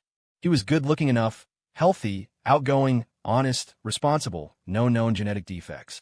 Suddenly it clicked. Every single person who saw that comment probably thought, "Hey, that's me," and threw it a like, bookmarking it for later. He'd been baited. Again. Leo shut off his phone. Staring at a screen in a moving car always made him queasy. The rideshare he'd called was a beater. The driver refused to run the AIC, opting for what he called natural air conditioning. Of course, there was no actual breeze, but as the car picked up speed, the hot, stagnant air slammed against the vehicle, forcing a sluggish, warm current through the open windows. The ride back, however, was in Penelope Hayes's car. The AC was blasting, a welcome reprieve from the sticky heat. The driver was a young guy, well-built, and radiating a quiet competence. You can't usually gauge someone's character just by looking, but he was wearing a crisp, long-sleeved white shirt and pressed slacks on a sweltering day. His composure alone suggested a higher caliber. The drive was impossibly smooth, a stark contrast to the bucking bronco of a rideshare he'd taken earlier, where his butt kept lifting off the seat. The spacious interior was filled with the faint scent of flowers. The distance was the same, but the journey felt entirely different. Outside, the city lights of Bridgeport blurred into a glittering tapestry, a place he'd lived in for 4 years but still felt like a stranger to. It wasn't until the car turned off the main road, heading towards the familiar silhouette of the mountains encircling the university, that a sense of calm settled over him. From here, the road wound its way to the small college town that was home to Northwood State. Seeing those hills grounded him. He realized the trip to Professor Hoffman's house had left him feeling agitated, his thoughts buzzing. He hadn't even done much real socializing, yet the whole experience felt like a waste of social energy. Maybe it was because the world he just glimpsed was so far removed from his own. He couldn't even afford a decent apartment in the city, yet he'd spent the afternoon in a lavish villa, sipping rare tea and listening to casual boasts. The disparity was jarring, the whole thing felt fake. That glittering world of wealth and influence was dazzling, but it wasn't his. It was a universe away. Occasional visits were fine, but too much exposure would be dangerous. He might start believing he was one of them, and that would be the biggest mistake of all. Through the tinted windows, the distant mountains were layered silhouettes, pricked with occasional lights. In that moment, Leo's racing heart finally slowed, returning to a steady rhythm. A mechanical voice echoed in his mind. "Congratulations, host. You have passed the intermediate Vanity Fair trial. You did not lose yourself in the glittering world of fame and fortune, mistake other success for your own, or confuse knowing powerful people with being powerful yourself. You have remained true to your core principles and stay grounded. Reward, buff, radiant smile, permanent. Your smile is sincere and beautiful, inspiring joy and increasing your likability by +1. Leo looked at his reflection in the dark window and broke into a grin. The kid in the glass looked infinitely better when he smiled. Likability +1 +1 +1 +1 +1. Was this what narcissism felt like? Up front, the driver kept his eyes on the road, but he could see the young man in the rearview mirror, which he'd angled to be able to see Ms. Hayes if she ever needed anything. He'd watched the kid scroll on his phone for a bit, then stare blankly out the window, and now he was grinning foolishly at his own reflection. A spirited young man, indeed. When they arrived, Leo got out and spoke to the driver with genuine courtesy. "Hey man, thanks for the ride back to campus. Be careful on your way back. There's a big curve on that road without any streetlights." Leo, the newly minted smiling NPC, waved goodbye. After his stint as Professor Reed's temporary assistant, he'd learned that drivers were crucial NPCs. They seemed ordinary, but they were essentially living, breathing dash cams, absorbing vast amounts of information. They didn't share it with just any player. You had to treat them with respect, make the right move to unlock the dialogue options. During the ride, as his thoughts cleared and his own ambitions felt less like a desperate craving and more like a rational goal, he had managed to resist the urge to pry for information. It was their first meeting. Why would the guy tell him anything? It certainly wouldn't be because of his looks. Honestly, Leo figured the driver was better looking than he was, a solid 8 out of 10, tall and put together. Yet here he was, working as a driver. After graduation, Leo might not even be able to land a job this good.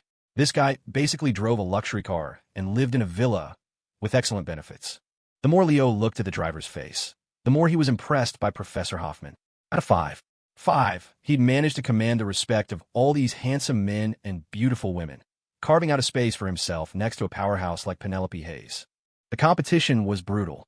Though he knew the driver was an important NPC, Leo hadn't forced a conversation. With his limited life experience, he'd probably end up revealing more than he learned. Silence was better. A simple, polite warning at the end was enough to make a small impression. When you treat people like generic NPCs, that's all you'll ever be to them.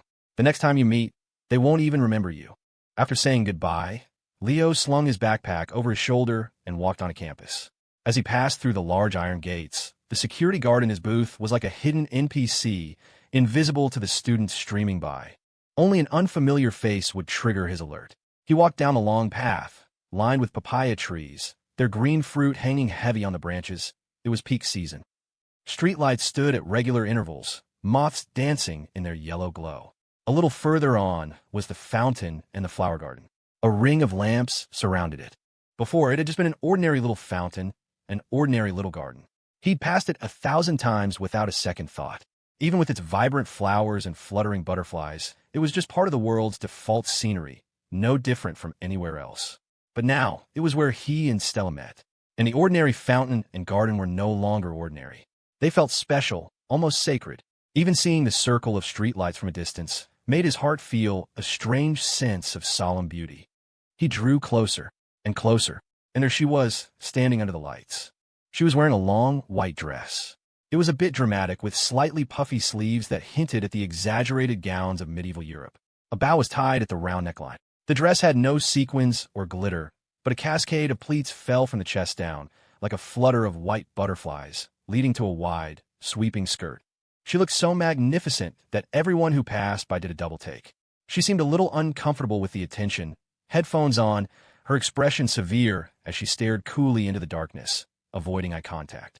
Truthfully, it wasn't Leo's favorite style. Leo, the low-key perv NPC, preferred simpler, form-fitting clothes. Not revealing, just something that followed her curves, something casual. A mermaid-cut skirt, maybe. It was a boyish secret, one he probably wasn't even fully aware of himself. But seeing her now, this girl in a dress fit for a ball, standing under a campus streetlight like a lost player dropped into the wrong game world, confused, nervous, gloriously out of place. She was so beautiful. And so damn adorable.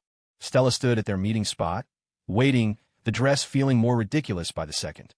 She could feel the stares of passers-by, their whispers like tiny needles. She was sure Jessica had set her up. This had to be deliberate. With this dress, she'd said. It was just weird and so embarrassing. But it was too late to run back and change. All she could do was feign indifference, hardening her expression into a mask of stone. Then she saw him walking toward her. The stony expression instantly melted, replaced by a radiant smile. The girl in the magnificent dress, beautiful as a sculpture carved from ice, had thawed at the sight of him, her face blooming into sweetness. This, Leo thought, this is a real angel smile. He couldn't help himself. Likeability +1, +1, +1, +1, +1. What are you listening to? Stella didn't answer. Instead, she pulled one of her earbuds out and offered it to him. A familiar voice exploded in his ear. Here's a little red flower for you, to bloom on the branch that grew yesterday, a reward for the courage it took to come and talk to me. It was his song. In this materialistic world, the companies trying to sell you luxury goods weave a compelling narrative. You make $2,000 a month? So what? You deserve this $20,000 handbag. Because once you're carrying it, you'll feel compelled to dress better to match it. You'll carry yourself with more grace. You'll work harder, aim higher, all to live up to the bag. The bag made you a better version of yourself. It was of course a lie. If you make $2,000 a month and buy a $20,000 bag, your desires have outstripped your means. You might cut corners, compromise your morals, and pay a heavy price, only to discover that it's just a bag. It holds things, nothing more. But in that moment, Leo finally understood the feeling behind that marketing copy. He was wearing a Burberry t-shirt, New Balance collab sneakers, and a Gucci backpack, walking beside a girl in a dress so splendid, so dazzling, it seemed to belong to another reality. She was a luxury he couldn't afford.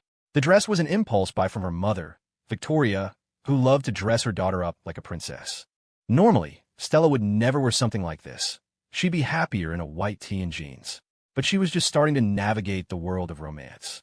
She was standing under the apple tree, looking up at the bright red fruit, wondering if she was allowed to take a bite. The temptation made her anxious, insecure. A small part of her envied Jessica Monroe's boldness, which is why she'd taken her advice and chosen this magnificent dress, waiting for him on the path he always took. The dress was her battle armor, a substitute for the courage she lacked, a shield for her insecurities. Leo and Stella walked side by side, sharing the earbuds, listening to his song in silence. It was a little awkward and a little moving. On this ordinary campus path, with this magnificently dressed girl beside him, all he could feel was that he didn't deserve her. And with that feeling came a powerful urge. He had to work harder, become better, so he could stand beside her with confidence. She was truly wonderful. She deserved the best. They walked in comfortable silence, their steps unconsciously leading them to the lake. As evening fell, the campus paths filled with pairs of strolling NPC couples. Thankfully, the walkway was wide, flanked by the shimmering water on one side and a vast lawn on the other. The moon was a lantern, and the stars were scattered diamonds. A gentle breeze blew off the lake, a cool, refreshing current unlike the city's oppressive, stagnant air. It was just enough to playfully tousle the ends of Stella's hair. They walked all the way to the wide stone steps by the large Lakeside plaza and sat down. Stella suddenly appreciated the voluminous dress. She could sit directly on its skirt, protecting her from the dirty steps and the cold stone. She even had enough fabric to spare, offering half for Leo to sit on. Leo thought about the girls in his classes, like Megan, the one Sean was into. She was so particular. If they were ever going to sit on steps like these, Sean would have to wipe them down meticulously with wet wipes he now carried, just for her. If it wasn't spotless, she wouldn't sit. Yet here was Stella, in a dress that probably cost more than his tuition, sitting down without a second thought, and even sharing her skirt with him. Leo told her about his visit to Professor Hoffman's house. I met two actors, Cassidy Lane and Ethan Holt. I know Cassidy Lane, she was amazing as that upperclassman in the show. Don't know Ethan Holt. He's in that new period drama that's really popular. He's super tall and handsome in person. And we brewed tea and drank tea. Penelope Hayes and Professor Hoffman seem so in love. It feels really rare. I know. I read his book, The Late Bloomer's Advantage. I remember hearing back then that a professor at our school had this super famous director for a wife. Reading that book made my teeth hurt. It was so cheesy. You felt that way too? I thought I was the only one. It was so incredibly mushy. They went back and forth, and as they talked, they discovered just how similar their values and perspectives were. They'd never lived in the same world, yet their opinions on so many things were strikingly aligned. Their cultural reference points were nearly identical too. He didn't know Ethan Holt, and neither did she, but they both knew Cassidy Lane, which sparked a whole new conversation. It felt like they could talk forever, but time was flying, and the dorms would be locking up soon. After all that conversation, a sudden silence fell between the two teenagers who had shared a kiss only that morning. Stella's hands were hidden behind her back, nervously twisting the fabric of her skirt, adding new creases to the beautiful pleats. Leo was nervous too. He had no idea how he'd managed to kiss her that morning. Right now, he didn't have the courage. You'd think the second time would be easier, but they still felt like strangers in that department. They could talk for hours, but they were still so polite. "We should get back," Stella said, breaking the silence. Leo stood up, and, as she rose, he helped lift the hem of her dress. Stella got to her feet, a little wobbly from sitting so long, and lightly steadied herself on his arm. Leo looked at her. Her short hair was always perfect when she left her dorm, but the wind had mussed it, knocking her sparkly little barrette slightly askew. He smiled and gently fixed it for her. Suddenly, she leaned in and kissed him, a dragonfly's touch, a soft, fleeting pressure, and then she pulled away. It was pure, sweet, and gentle. Leo wrapped his arms around her, holding her close. He didn't kiss her back, not deeply. He could feel the tension in her body. Dressed like a princess tonight, he felt he could only dare a soft kiss on her forehead. They walked back. This time, she still only let him walk her as far as the flower garden. Before they parted, Leo handed her a small box. "What is it? Open it when you get back." They went their separate ways. Leo was ecstatic. He practically swayed his way back to the dorm, as if he were drunk. Giving someone a gift, he thought, brought a unique kind of joy, maybe even more than receiving one. He could already picture the smile on her face, the surprise in her eyes. Stella clutched the box and hurried toward her dorm. There was no time to linger by the gardens tonight. The doors were about to be locked. The path was dotted with couples saying their hasty goodbyes. Stella was glad she preferred their quiet partings by the garden. It was more dignified. Though she hated to leave him, she knew she would see him there again tomorrow. She practically skipped up the stairs and back to her room. But as she reached the door, she heard her roommates talking about her. She normally wouldn't eavesdrop, but she couldn't help it when she heard her own name. "So, Miss Rich Girl is really dating someone. The guy is so average. What kind of spell is she under? Hey, if I were a guy, I'd go after Stella Vance too. You'd be set for life. She's serious about him. She's given him so many gifts, and he hasn't given her a single thing back. Classic gold digger." Bang, bang. Stella kicked the door before walking in. The two roommates immediately clammed up, their faces flushed with embarrassment at being caught gossiping. Stella felt awkward too. She'd often overheard them talking about Jessica Monroe and the gifts she'd received, and it never bothered her. But hearing them talk about her, it stung. Just then, Jessica walked in from the showers, wrapped in a towel with a cap on her head, carrying her shower caddy. She could immediately sense the tense atmosphere. Stella looked upset, and Jessica felt a pang of guilt. Maybe the dress had been a bad idea. It was a bit much, probably put too much pressure on the guy. "What's wrong?" Jessica asked. "Nothing." "Stella, what's that in your hand?" "A gift from Leo," Jessica asked, trying to break the tension with a smile. Stella nodded. She wasn't good at lying. She either told the truth or refused to answer. She was aware of the financial gap between her and Leo, but she didn't see it as a problem. She was happy when he accepted her gifts, and he had given her something. He'd recorded a song for her, a beautiful one, a gift meant only for her. Besides, she would have loved anything he gave her, even a $2 hair clip from a kiosk on the student strip, as long as it was from him. Stella confidently held up the box and opened it in front of her roommates. The other two, who had just been trash-talking, leaned in, curious to see what kind of gift the guy who'd received so much would give in return. Stella was prepared for anything. A bracelet, lipstick, anything from one of the cheap shops on the strip. She would love it, no matter what. She opened the box. Inside was a smaller, light blue box with the words Tiffany & Co. inscribed on it. She lifted the lid. Nestled inside on a satin cushion was a small key, a tiny diamond sparkling at its center. It lay there, quiet, brilliant, and expensive. Stella was overjoyed. The gift was completely unexpected. It wasn't about the money. She loved the Casio watch he'd given her and wore it constantly, except for the night her mother visited when it didn't match her dress. She didn't care if his gifts were cheap or expensive. If it was from Leo, she treasured it. But she never imagined he would give her a Tiffany key necklace. She was ecstatic. She adored the collection and had even dreamed of collecting all the different keys. Her jewelry box at home already had several, and she'd always wanted the sunflower one. This particular key was one she didn't have. It was a perfect, wonderful surprise. Her roommates were just as shocked, letting out audible gasps. In their dorm, Jessica was the one who was constantly showered with presents. Stella never accepted things from anyone. To think that the very first gift she received from a boy was a diamond key necklace from Tiffany's. Well, that was just what you'd expect from someone like her. Jessica felt a bitter pang of self-pity. So it was true. The rich only played with the rich. Their gifts, and the gifts they gave in return, were all on another level.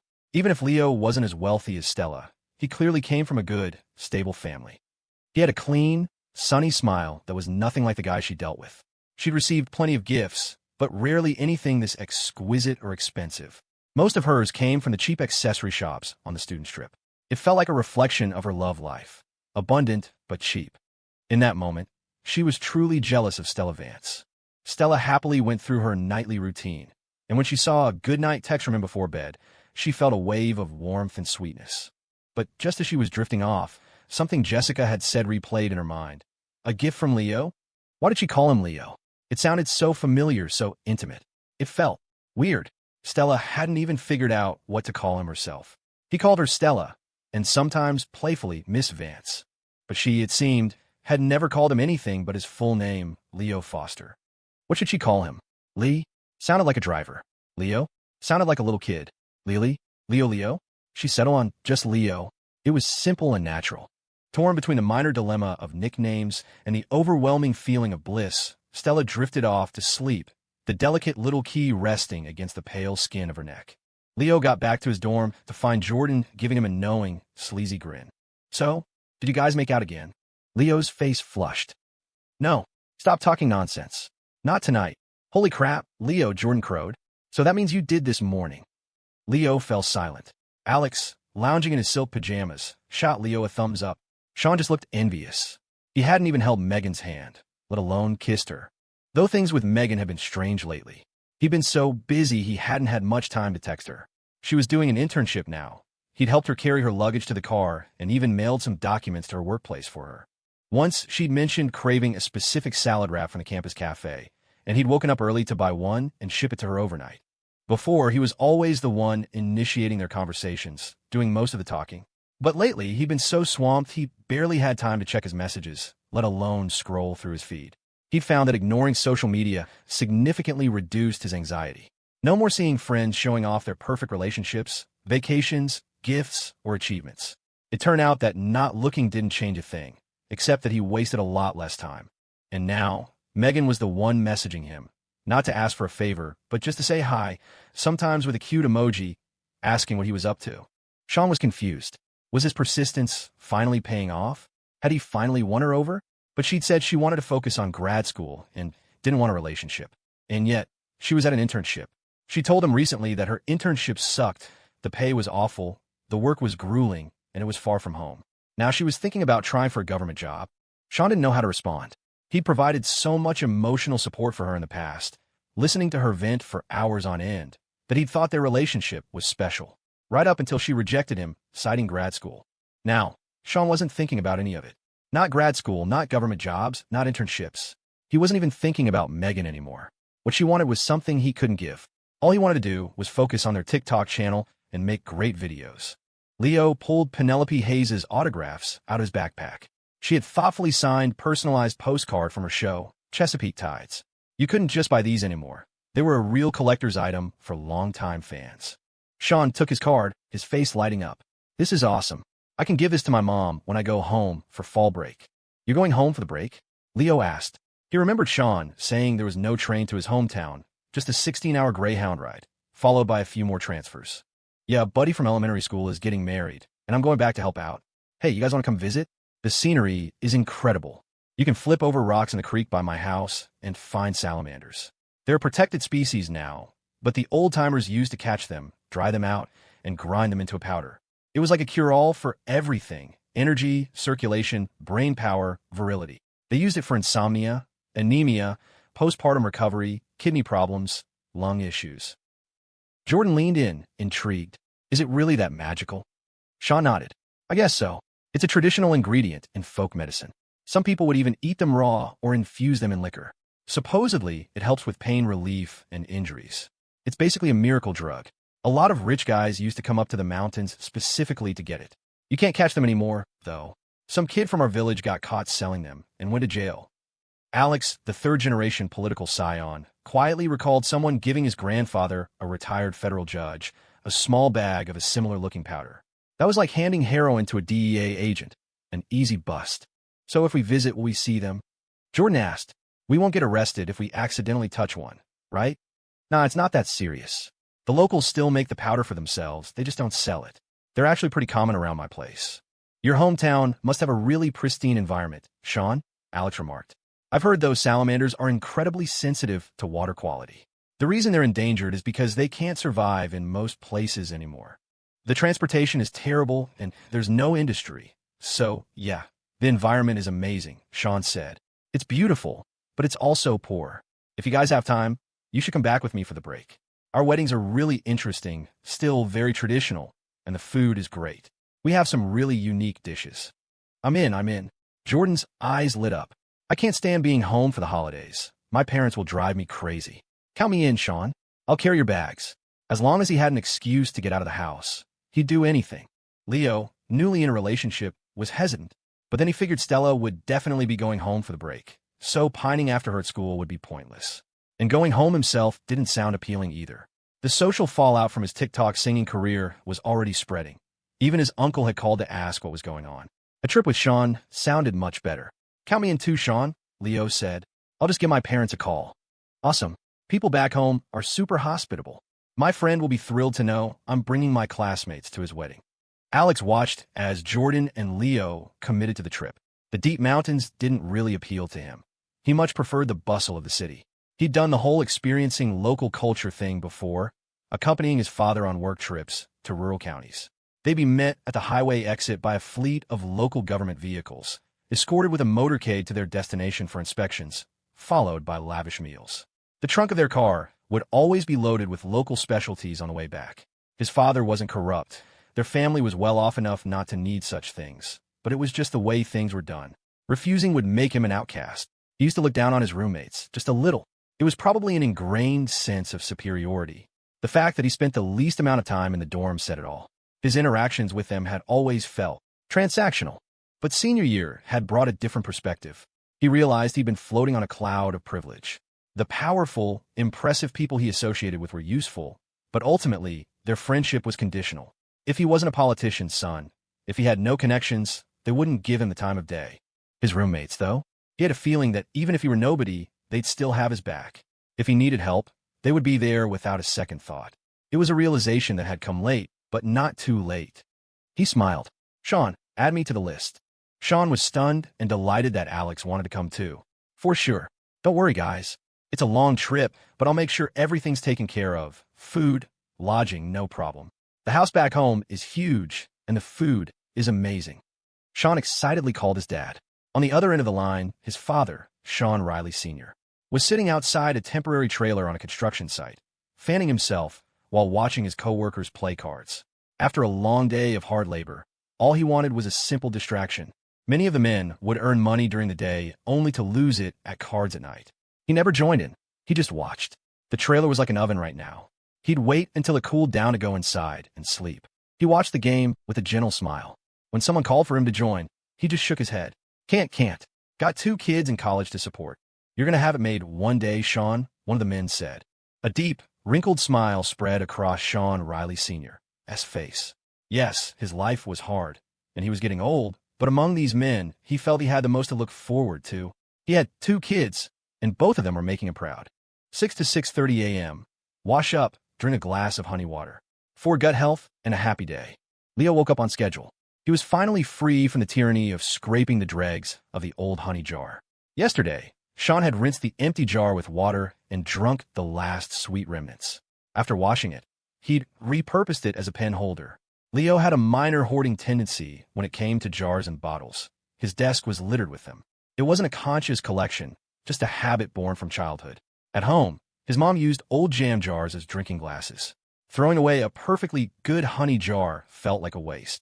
Leo opened a new jar of honey just as Sean startled him. Sean, you're up early. Leo did a double take. Sean had shaved. He asked Sean if he wanted some honey water. Sean shook his head. His stomach was sensitive on an empty stomach. He suspected it was because he never drank milk as a kid. A glass of honey water would probably give him heart palpitations. Leo spooned out a dollop of the new honey, stirred it into a glass of warm water, and drank. The expensive stuff didn't taste much different from the old honey. A little sweeter, maybe? Sean held up his phone, filming the entire process. Only after Leo had finished did he lower it. Is it cool if I film your run this morning? Sean asked. It feels like since you started running, your whole vibe has changed. You're like a different person. I think it could be a great theme. My roommate's transformation. Leo just looked at him. You're sharp, Sean. Scary sharp. Now that you're not simping anymore. Yeah, sure, film whatever. But I'm running with Stella, and she probably doesn't want to be on camera. I'll ask her when I see her. Sean gave him an okay sign. Jordan was still dead to the world. Alex was sleeping peacefully. Leo went downstairs to run, with Sean following behind, phone in one hand, a power bank tethered to it in the other. His phone was so old that the battery couldn't handle recording for long without live support. Leo considered just giving Sean the phone he'd won, but Sean was the kind of guy who insisted on splitting their TikTok earnings 60/40ths, even though Leo had offered him 80. He had a self-sacrificing streak and hated feeling indebted to anyone. If Leo just gave him the phone, he'd never accept it. For someone who didn't have much, Sean was remarkably principled about not taking handouts. In the dorm, at least, he was an equal, never letting his financial situation make him seem lesser. They were all each other's dads. After a quick warm-up, Leo started jogging. Sean, now used to the routine, filmed the environment first, creatively playing with angles and perspectives. It was fun. Sometimes a slight shift in position revealed a completely different, interesting shot. As Leo ran ahead, Sean crouched down, nearly lying on the pavement to film his feet, capturing the rhythmic pattern of his sneakers hitting the ground. He found a close-up shot of the shoes and soles had a surprisingly immersive, artistic feel. They reached the usual NPC interaction point and ran into Professor Reed. She hadn't asked him for any help the last couple of days, but he was still getting paid, which made him feel a little guilty. She noticed Leo jogging with another student filming him. Young people are so interesting, she thought. Morning, Professor. This is my roommate, Sean Riley. Professor Reed nodded. Good morning to you both. She turned to Sean. I've seen your TikTok account. It's very well done, quite amusing. And thank you for the herbal tea. I brewed some. It was quite good. Sean tensed up. He'd passed her calculus class without having to retake it, but they'd never spoken one-on-one. All he could do was stand there, holding his phone and smiling awkwardly. He was surprised Leo had given her the tea and even mentioned his name. That was just like Leo, sincere, not at all phony. His likability score for Leo went up another point. After they said goodbye, Leo continued his run with Sean in tow. Professor Reed let out a small sigh of relief. Thank goodness she'd been paying attention to her workout clothes lately.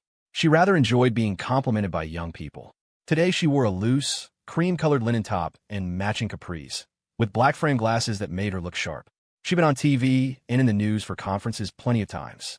It used to be exciting, but now it was just routine. She knew young people these days were all about TikTok. They barely watch TV. Her own friends tried to use it, but it wasn't easy. You couldn't just post a video and expect people to see it. It was usually just their small circle liking each other's content. For these young men to get so many views was truly impressive. Yesterday, she'd even seen the video about Luke Hoffman's book about his director wife. Quite amusing. And young Leo's facial expressions, while reading, were genuinely hilarious. My own expression just now is fine, right? She wondered. Not too stern, I hope. I'm a nice, gentle old lady. Leo ran on until he reached the flower garden. He'd already texted Stella to let her know Sean would be filming and that she wouldn't have to be in the shot. Of course, he knew Sean's presence would change the dynamic. With a camera-wielding third wheel around, kissing was definitely off the table. As much as he wanted to, a part of him also felt it was important not to rush things with a girl he truly liked, not to let his mind be consumed by that. A simple, earnest run together was something worth documenting too. Today, Stella was wearing a simple, loose-fitting white t-shirt, unadorned except for the small key necklace that rested at her collarbone. Below, she wore a pair of light blue, form-fitting yoga shorts that ended just above her knees. The sight of the light blue shorts made Leo blush.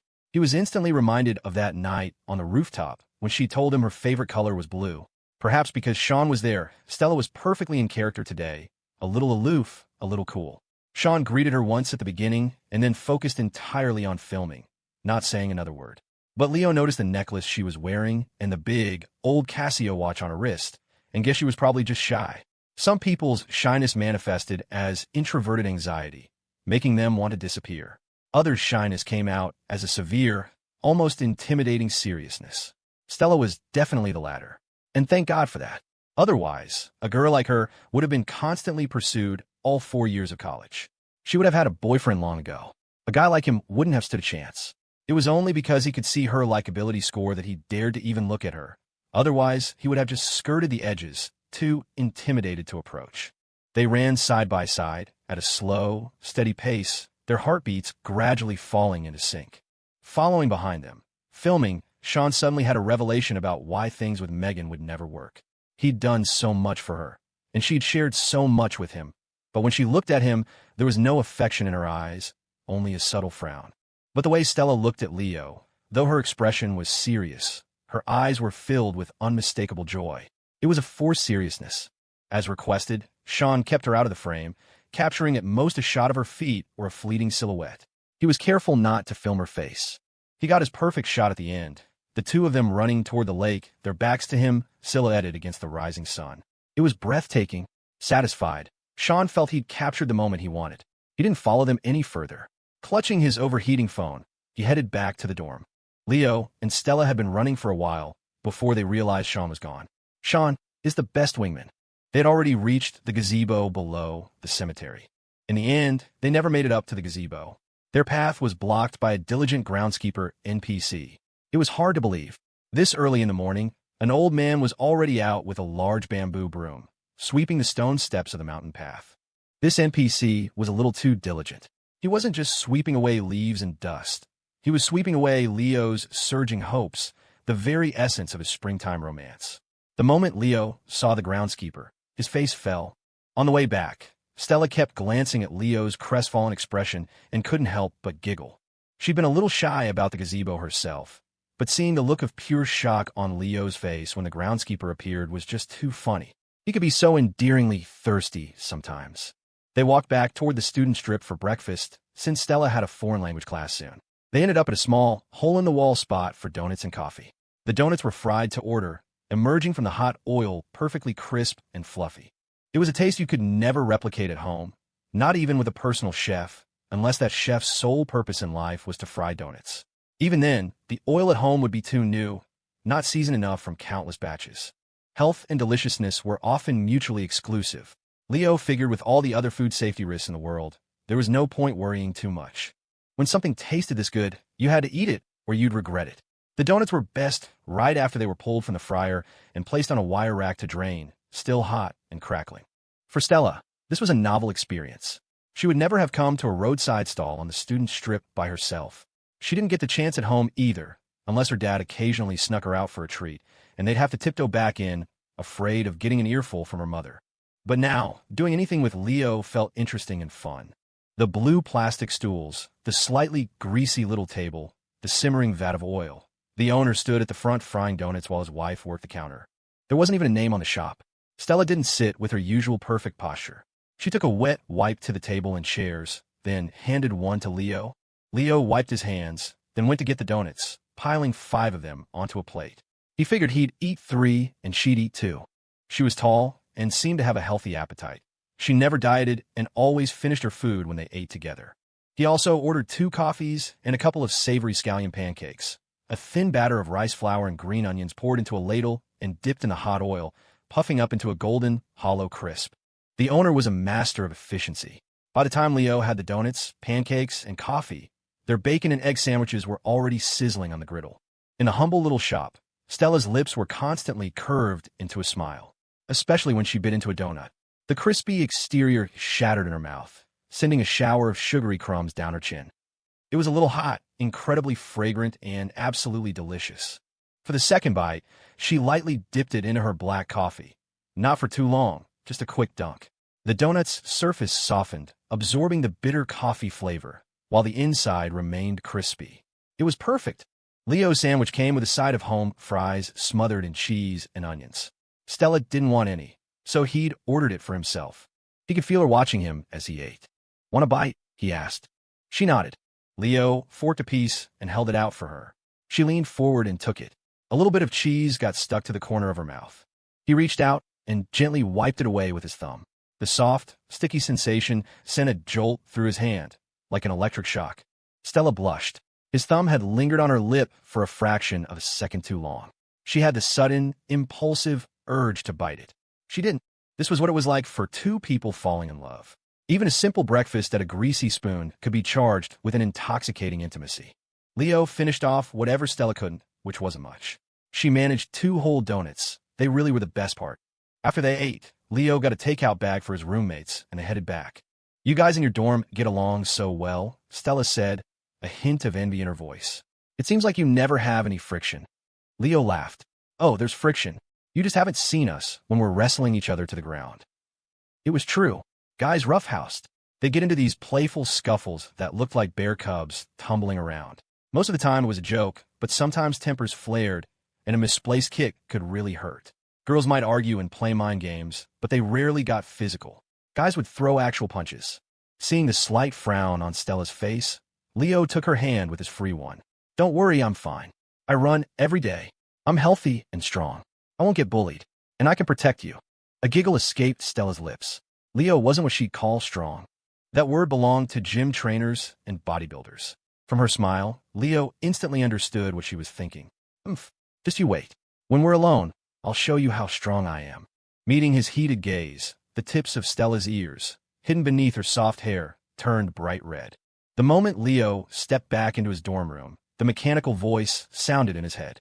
"Congratulations, host. You have moved beyond the obscurity phase and have acquired over 1,000 loyal fans. These 1,000 individuals have followed you for more than 3 days, watched your videos for a total of over 60 minutes, and left more than 3 comments. Reward: Intermediate Level 3 Photography Skill, Permanent plus Shareable. Designate 1 person to share with. The designated person will receive Beginner Level 2 Photography Skill. As the designated person improves, their progress will be synced to the host at a multiplied rate." Leo suspected the system was reading his mind. He'd just been thinking about giving the photography skill to Sean, and now here it was a shareable version. The scene in the dorm room was like a freeze frame. Sean, having returned earlier, was already editing videos and analyzing analytics. He rarely replied to comments, afraid he'd say the wrong thing, but he'd screenshot the good ones to save. Jordan was lying in bed, scrolling on his phone. Surprisingly, the ever-ambitious Alex was doing the same. He'd told his family group chat last night about the fall break trip to Sean's hometown. His father, Director Young, had told him to be safe. This morning, he'd sent a detailed dossier on Sean's hometown, local customs, population, economy, complete with a list of emergency contacts. Director Young. I had my secretary put this together. Read it and save it. Might be useful. Director Bien, Mom, pack warm clothes. The altitude is higher there, so it'll be cold. Respect the local customs and don't be judgmental. Alex felt like his family group chat was a work channel where everyone was his superior and he was just a peon taking orders. Now that the last of the roommates was back, he got up. Leo's early morning routine had effectively pushed the entire dorm's wake-up time an hour earlier. Leo handed out the breakfast he'd brought back, then shared the photography skill with Sean. Sean already had a beginner level 1 skill, so the upgrade to level 2 was seamless. He probably would have reached it on his own with a little more practice anyway. After collecting breakfast money from his roommates, Leo went to wash up. The 4th floor dorm was half empty now, and the communal bathroom was deserted. As he filled his basin, Leo thought, when I get a job and rent a place, it's definitely going to have its own bathroom. He looked up and saw Sean in the mirror, a piece of a donut hanging from his mouth, phone held aloft. Pervert. Sean, I told you, no nude shots. No, not that. Sean exclaimed, swallowing the donut whole. His throat bulged and his face turned red with excitement. Leo, you won't believe it.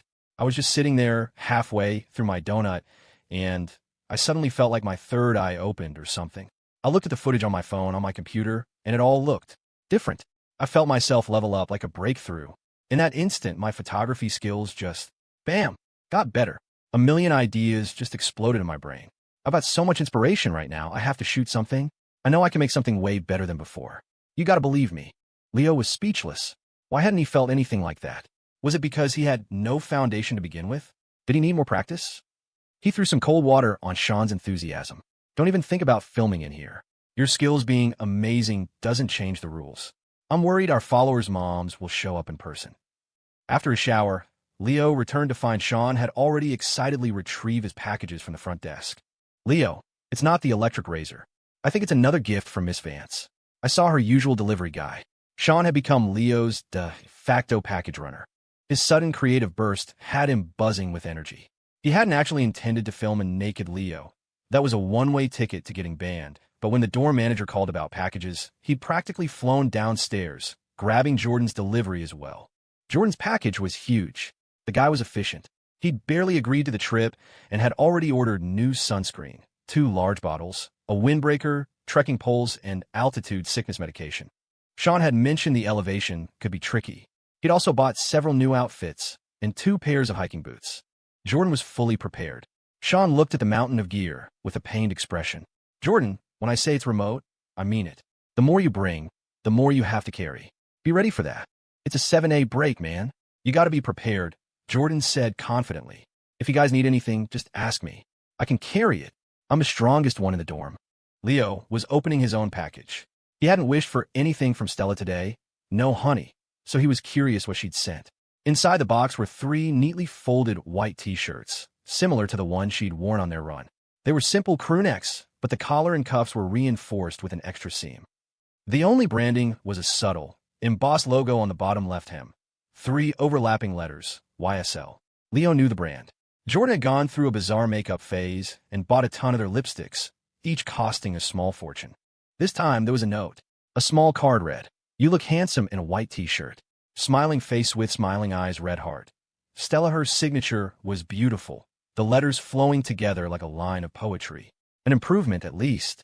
This time, she'd included a message. Leo carefully arranged the t-shirts with the card and took a picture, capturing a ray of sunlight streaming through the window, creating a perfect, natural filter.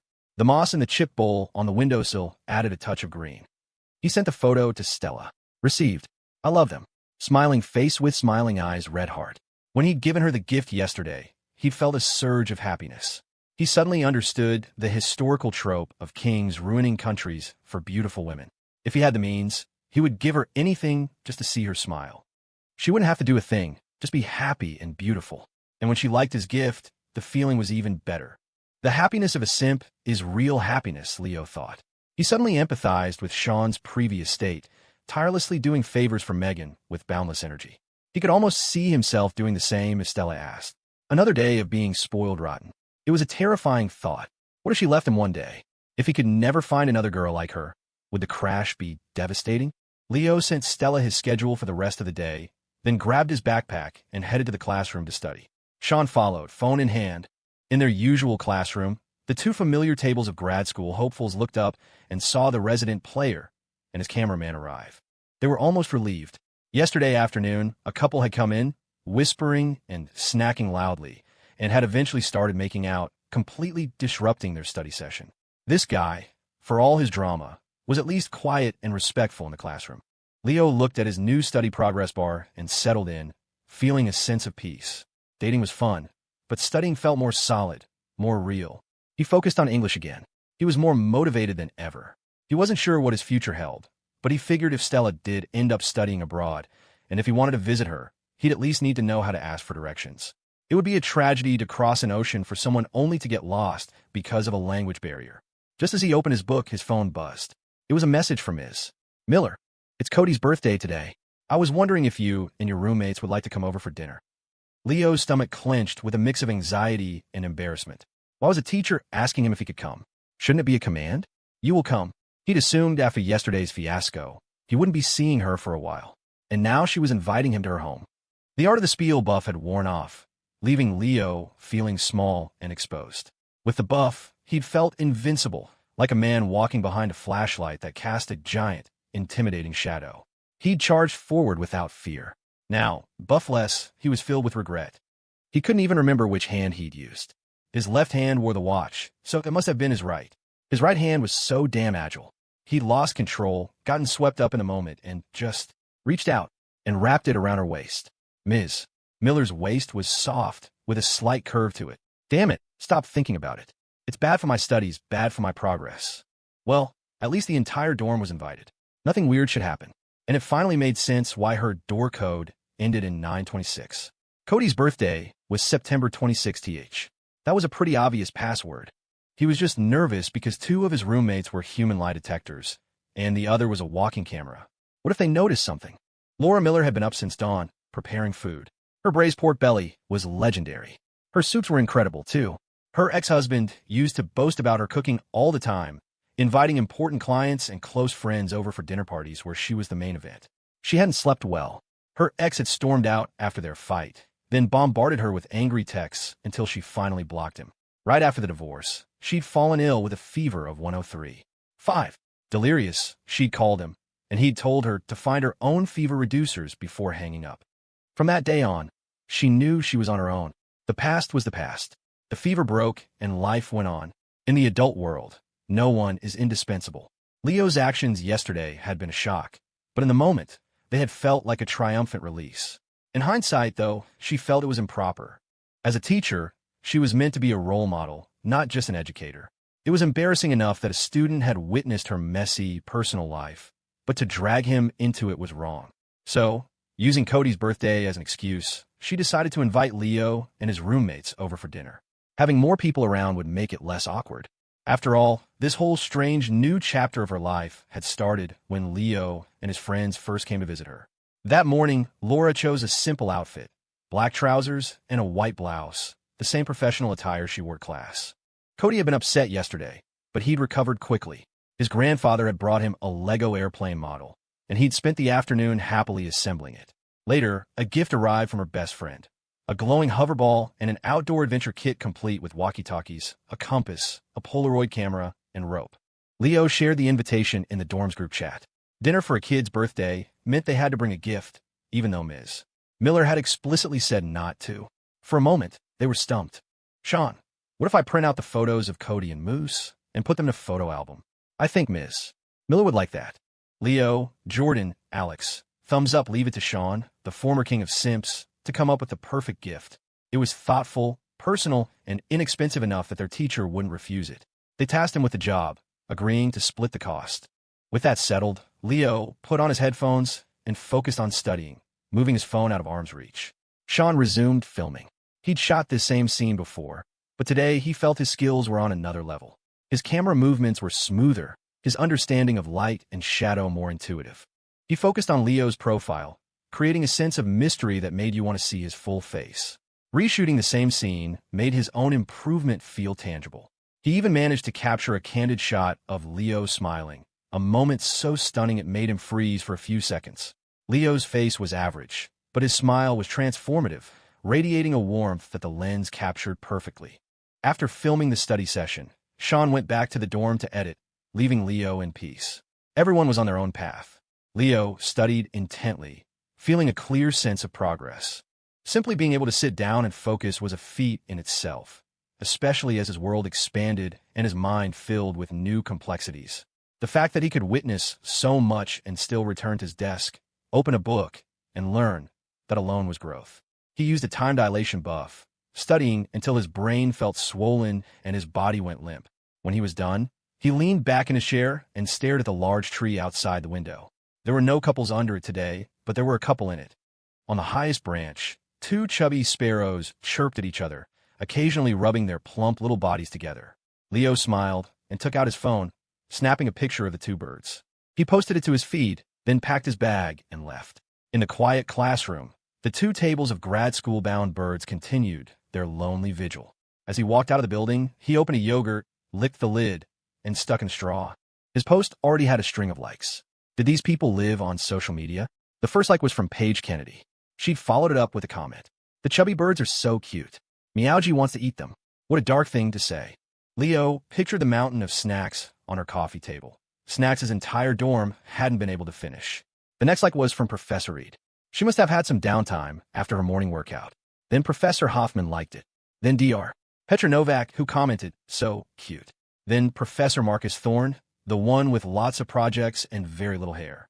The professors were all early risers, apparently with nothing better to do than lurk on social media. His uncle, Clay Foster, liked it too, which was odd. He never liked his posts. Leo put his phone away as he reached the first floor. There was a particular stairwell he had to pass through, one that gave him a little boost of happiness every time. A magical stairwell. He had to focus. He passed through it and his phone rang. It was Professor Hoffman, the one with a full head of hair. Leo, my boy, thanks to you, my not-so-best-selling bestseller is a bestseller again. The publisher is ordering another 30,000 copy print run. I want to thank you. Tell me what you need, and don't be shy. This offer expires, so speak now or forever hold your peace. Having been to his house, read his book, and attended his lecture, Leo knew the professor was a direct, humorous guy. The old Leo would have politely refused, saying it was nothing. But the new, higher intellect Leo understood that asking for and accepting favors was the best way to deepen relationships. Giving endlessly to others didn't guarantee their gratitude. Look at Sean and Megan. It was when others invested in you that a real connection was formed. Bothering people was a form of social progress. Of course, Leo was still polite about it. You don't have to thank me, Professor. The gift Ms. Hayes gave me was already so generous. I gave it to the girl I like, and she loved it. Well, while my boy regifting, are we? Clever. You got at least 60% of my old charm. What my wife gives you is from her. She's got deep pockets, so don't feel burdened. She loved the tea you gave her, so her gift was a thank you. That's settled. But I need to thank you. So what'll it be? Well, Leo began, the TikTok account is a collaboration with my roommates. We're all a bit tight on cash, so we're trying to see if we can make some money with it. Our equipment is just really old. If you really want to thank me, a new phone would be amazing. We could even make another video for you. A new phone for Sean. It was a perfect, reasonable request that Sean would actually accept. Professor Hoffman laughed. Tight on cash, my foot. He's asking for his roommate. Done, he said. And you got a good eye, kid. That picture of the birds is lively, full of character. Better than your roommate's work, I'd say. Too bad you can't film yourself. Next time you're over, you could take some pictures of me.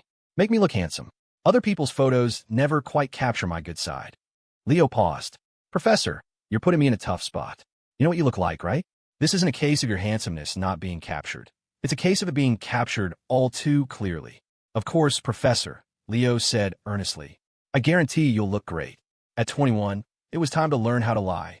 Host has studied diligently and grasped the principle that the more one learns, the more one realizes how little one knows. Reward.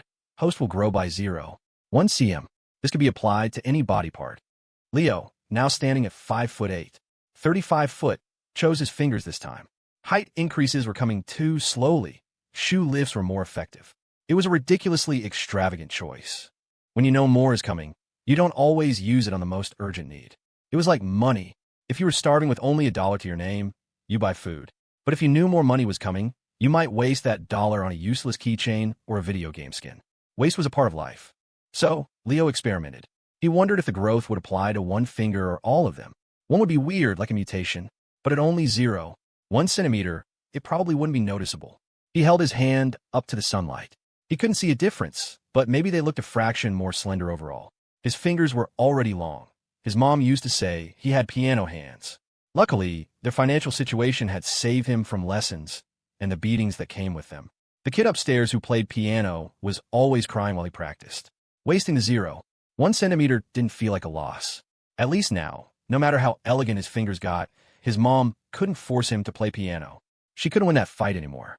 Arriving at the library, Leo headed for the science fiction section. He noticed that whenever he seriously read a book, the system gave him a related skill. It was an interesting pattern. With his intellect, now at 7, Leo had a bold idea. If he read a sci-fi book, something about starships and aliens, what kind of skill would he get? The possibilities were epic. But he got sidetracked and ended up with a book called Cycles of History, decoding the patterns of the past. It argued that young people shouldn't get caught up in things like horoscopes and fortune-telling, which could lead to a sense of fatalism. The book's opening was witty and engaging, but at its core, it was a history book. After his visit with the Hoffmans, Leo realized he needed to brush up on his history. Their conversations were peppered with historical allusions that went right over his head, leaving him feeling like an illiterate bystander. The history he'd crammed for his college entrance exams was long gone, returned to the teachers he'd borrowed it from. He was a man of high integrity. He didn't like to owe anyone anything. Cycles of History was fascinating. It was supposedly based on the prophecies of 2 ancient sages who, while getting massages, casually mapped out 5,000 years of human history. Later generations found their predictions to be shockingly accurate. Even their prophecies about the modern era, great plagues, shifting gender identities, seemed to be coming true. He used a time dilation buff to finish it, leaving his brain feeling wonderfully exhausted. The author's writing style was brilliant, making dense, obscure knowledge accessible and fun. If his high school history class had been taught this way, he probably would have scored 20 points higher. After finishing, he felt his own bullshitting abilities had leveled up slightly. He now had a better grasp of the rise and fall of dynasties. The next time he was in a conversation like that, he wouldn't have to stare with the vacant eyes of a fool. He could at least pretend to understand. But one book wasn't enough. He needed to read more. It wasn't that reading was useless. It was that he hadn't read enough of the useful stuff. The more he read, the less he felt he knew. Back when he barely read at all, he thought he knew everything. Congratulations, host. You have grasped the practical utility of reading. To succeed as a trophy husband, practical skills are necessary. Reward: practical skill, beginner level 1 motor vehicle operation, permanent. Friendly reminder: host must still acquire a driver's license through legal means. Leo blinked. Well, that's practical. He'd driven before. His family had a modest sedan, but never officially on the road. Just short trips around the neighborhood to run errands. He had been expecting a skill like palm reading or bone setting, not something so mundane. Leo put the book back, stood up, and stretched. He looked down, then up again. He thought he was seeing things. Not far away, a short-haired girl with a glittering diamond barrette in her hair was engrossed in a book. It couldn't be Stella, could it? Was he missing her so much he was starting to hallucinate? Leo rubbed his eyes. The girl looked up and smiled. She was usually so serious, so coolly composed. But her smile was disarmingly sweet. No wonder she didn't smile often. It made her look soft, like someone you could easily take advantage of. He walked over quietly. "What are you doing here?" he whispered. "You said you were coming to the library. I came over after my class and saw you were studying, so I didn't want to bother you." The book in her hands, a travelogue about some foreign country, was only half read. She used to love books like that, and she'd even looked forward to studying abroad herself. A chance to escape her suffocating family life and find a beautiful place to learn in peace. But today, she'd only managed to get through a third of it. Most of the time, she'd been watching the boy by the window. At first, she just thought he had a nice voice. But the more she got to know him, the more special he seemed. He was so earnest in everything he did. Singing, eating, reading, running. His earnestness was incredibly attractive. He had a calm, unhurried approach to life that put her at ease. Being with him was a mix of unexpected little joys and comfortable, everyday moments. Her time had been spent watching the gentle curve of his long eyelashes as he thought, the elegant line of his long fingers as he turned a page. He hadn't looked her way once, completely absorbed in his book, and yet she found him more captivating than ever, her heart beating a little faster. "Are you done?" Leo asked, noticing she hadn't turned a page in a while. "If so, walk with me to return this." They got up together. He waited as she returned her travel book to the more popular shelves near the front. His own book belonged in a more obscure section deep in the stacks. The morning light streamed through the gaps between the tall bookshelves, illuminating dancing dust motes. They walked through the shafts of light, hand in hand, the space between them closing. The further they went into the library's depths, the fewer people there were. At first, her hand had felt cool and comfortable in his. Now it was still cool, but a strange warmth was spreading through his own palm, sending electric currents up his arm. They wandered slowly through the maze of shelves. Stella's expression was serious, but the tips of her ears were burning. Why is he leading me back here? She thought. There's no one around. But what if someone comes? When she was nervous, she had a habit of gently biting her lower lip.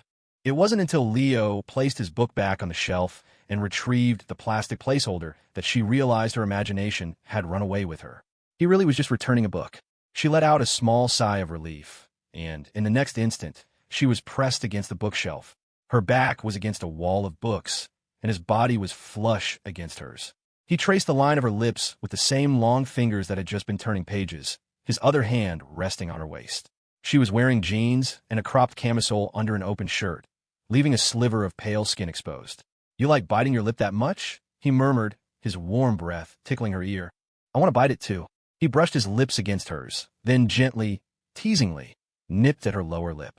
They fell into a deep, desperate kiss, their bodies pressing closer. Over his shoulder, Stella could see the title of a book on the opposite shelf, The Creation of the Gods. She thought she heard footsteps approaching. He only held her tighter. Her whole body trembled. "Someone's coming," she managed to whisper. The footsteps seemed to fade away. Her faint protest was swallowed by his kiss. "So, what's next on your schedule?" the girl with the swollen, pink lips asked. "Sweet. Sometimes I go for a swim," Leo said, catching himself. He had been about to say swimming, but the image of a certain strange female popped into his head. Even with an intellect of 6, he knew to avoid that situation. It wasn't that he was conceited, but Jessica Monroe's likability score was currently at 70. For a normal friendship, that was a perfectly fine number. But Jessica wasn't normal. She'd thrown herself at him when her score was less than 60. Maybe in her world, affection was a rare commodity. Maybe she didn't genuinely like anyone. He felt a sense of danger around her, even when they weren't speaking. Why was she so focused on him? Wait, did she have a thing for one of his roommates? The most unlikely answer was often the correct one. The thought clicked into place, and suddenly, everything made a twisted sort of sense. The university's new conduct rules weren't for nothing. If he took Stella to the pool, who knew who would benefit? And Jessica was right there, in the same dorm, with easy access. The thought made him weirdly nervous. Or was he just being paranoid, seeing rivals everywhere now that he was in a relationship? Could his first real rival be another girl? So that day, when she was swimming in the lane next to him, was she showing off? Flexing her superior swimming skills? Jessica Monroe, currently helping a foreign exchange student practice his Mandarin, felt her ear itch. Someone was talking about her. The student was in a bilingual program, but Chinese was proving to be a nightmare for him. So here she was, the foreign language tutor's tutor. She glanced at her phone. 2 missed calls from her father, Warren Monroe. A wave of anxiety washed over her. She didn't want to answer. What was it now? She opened her social media feed to distract herself and saw Leo's post. 2 plump, round little birds on a branch, nuzzling each other. It was adorable. A smile touched Jessica's lips. The longing for something beautiful is a fundamental human instinct. The more you lack it, the more you crave it. She liked the post, then immediately unliked it. Swimming? "My roommate Jessica is a great swimmer," Stella said. During their sophomore year, Jessica had taken up swimming seriously, breaststroke, freestyle, even synchronized swimming. The other girls in the dorm whispered that she only went to the pool because that's where the rich guys from the honors college had their classes. She was trying to meet one of them, or, as her roommates put it, hook one. Jessica was usually generous with them, sharing any gifts or snacks she received. Stella found it to be a pointless social transaction. They'd take her stuff and still talk behind her back. That's why she kept her distance from her roommates. Secretly, she thought Jessica wasn't so bad. She had her issues, but at least she wasn't a two-faced gossip. "Is that so?" Leo said, feeling a familiar sense of dread. The more he tried to avoid a topic, the more it seemed to come up. "Do you like swimming?" he asked her. "It's okay," Stella replied, "but I always feel like public pools are kind of dirty. We have a pool at our house by the beach, and it takes the groundskeepers a full day and a half to refill it. They have to use a ton of chlorine, otherwise even clean water starts to stink after a couple of days. We change the water about once a month, which is actually pretty expensive. There's no way the pools around here can do that, so they just have to dump in more chemicals. I'd rather just not go." Leo was silent. Another useless piece of knowledge had just been added to his collection, and he suddenly felt that their values might not be as aligned as he thought. Their life experiences were just too different. The pressure was immense. Telling a guy whose primary post-graduation housing goal was an apartment with its own bathroom about the maintenance schedule for her private swimming pool. The gap between them felt wider than the gap between humans and dogs. Thank God for his unshakable core buff. It was the only thing keeping him from spiraling. Faced with a chasm this wide, all he could do was focus on the present. The future was too distant. He'd let future Leo worry about it. They left the library together. "We're going to our teacher's house for dinner tonight," Leo said. "It's her son Cody's birthday, and she invited our whole dorm." Okay. Stella had always resisted the idea of relationships because she saw how her classmates became idiots when they were dating. They were constantly clinging to their boyfriends, ditching their friends, losing all sense of self. She hated that love-drunk state. But now she found that he wasn't clinging to her, that he had his own busy life, and she felt a small pang of disappointment. So this was what it was like. All love-drunk brains were the same. All you wanted was to be with them, every second of the day. Gifts and everything else were secondary. You just wanted to make them happy, make them smile, be near them, hold their hand, hug them.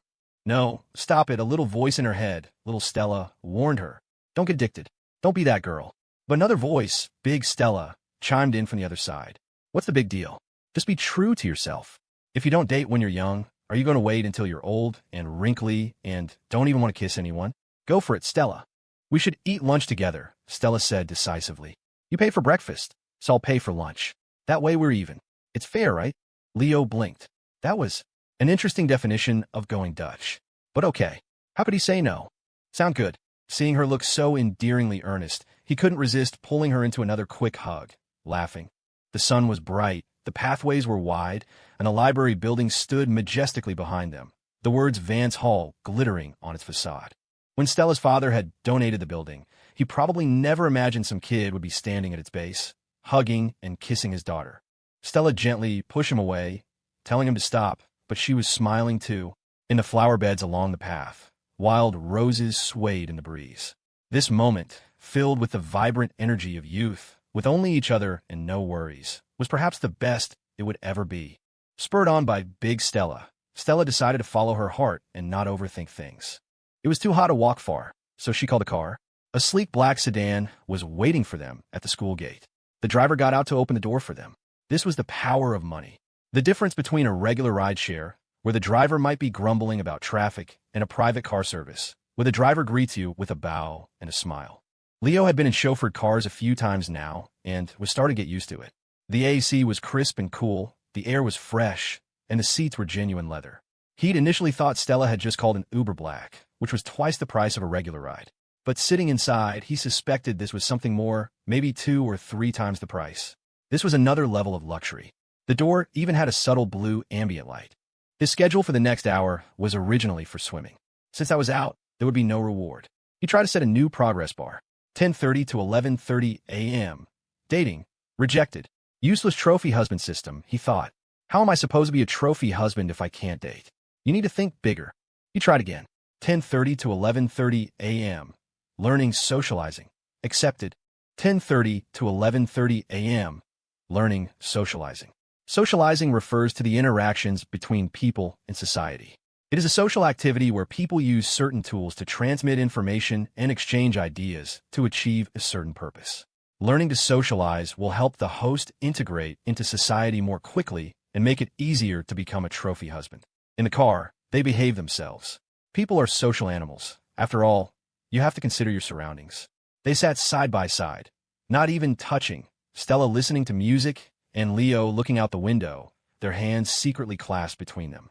But just holding hands was enough to send a continuous current of electricity through him. Fingers intertwined, that was love enough. The car pulled up to an old European-style mansion. 2 valets in formal attire stepped forward. Along with the driver, they opened the car doors, one of them placing a gloved hand on the roof of the car. Not to be domineering, but to prevent the guests from hitting their heads. They instinctively identified Stella as the client and confirmed her reservation. They were sharp. Leo wondered what gave him away. It must have been obvious. One of the valets led them through a large garden toward the main building. It looked like something out of fairy tale, with beautiful stained glass windows and a roof of pointed turrets. Inside, The ceilings were incredibly high. Heavy curtains cascaded down to the checkered tile floor like waterfalls. At the far end of the hall, however, was an 8-sided table bearing a formidable statue of a red-faced Guan Yu. A large incense burner in front of it was packed with joss sticks, and next to it sat a sculpture of a red rooster. The sight was jarringly, yet comfortingly, out of place. Some local tycoon must have bought the place. They entered an elevator lobby where the restaurant's accolades were displayed. Top-ranked on the Black Pearl list, 3 Michelin stars. The name of the restaurant was the Gilded Manor. The elevator opened on the 3rd floor, where they were greeted by a line of staff in cheongsams and suits. 2 entire walls were glass display cases, one filled with bottles of Matai, the other with dried abalone. A hostess in a cheongsam led them to a private, elegantly understated room. In the center was a long white table, draped with an embossed tablecloth and a runner. The room was decorated with classical antiques, and the view from the window was stunning, looking out over another part of the mansion's gardens. It felt like being in a forest, and remembering they were in the middle of the city, the sheer waste of space was the ultimate luxury. Leo sat down as Stella ordered. He felt slightly out of his depth. Just then his phone rang. He answered it. "Mr. Foster, this is Walt, the driver who took you back to school last night. Professor Hoffman asked me to deliver something to you. Where would be a convenient place to meet?" Leo hadn't expected to encounter the important NPC from the Hoffman household again so soon. "Hey, Walt, nice to hear from you. Please call me Leo. I'm actually at the Gilded Manor right now. If it's not too much trouble, you could just drop it off here. It'll save you a trip to the university." The driver, Walt, confirmed the location with Leo and reported back to Professor Hoffman. "The Gilded Manor," the professor grumbled into the phone. "The little punk is eating at the Gilded Manor and has the nerve to tell me he's tight on cash. He had originally planned to send $2,000 phones. Now he figured the kid didn't really need a phone. He told Walt to take one phone and swap the other for a pair of high-end headphones he'd bought for his wife.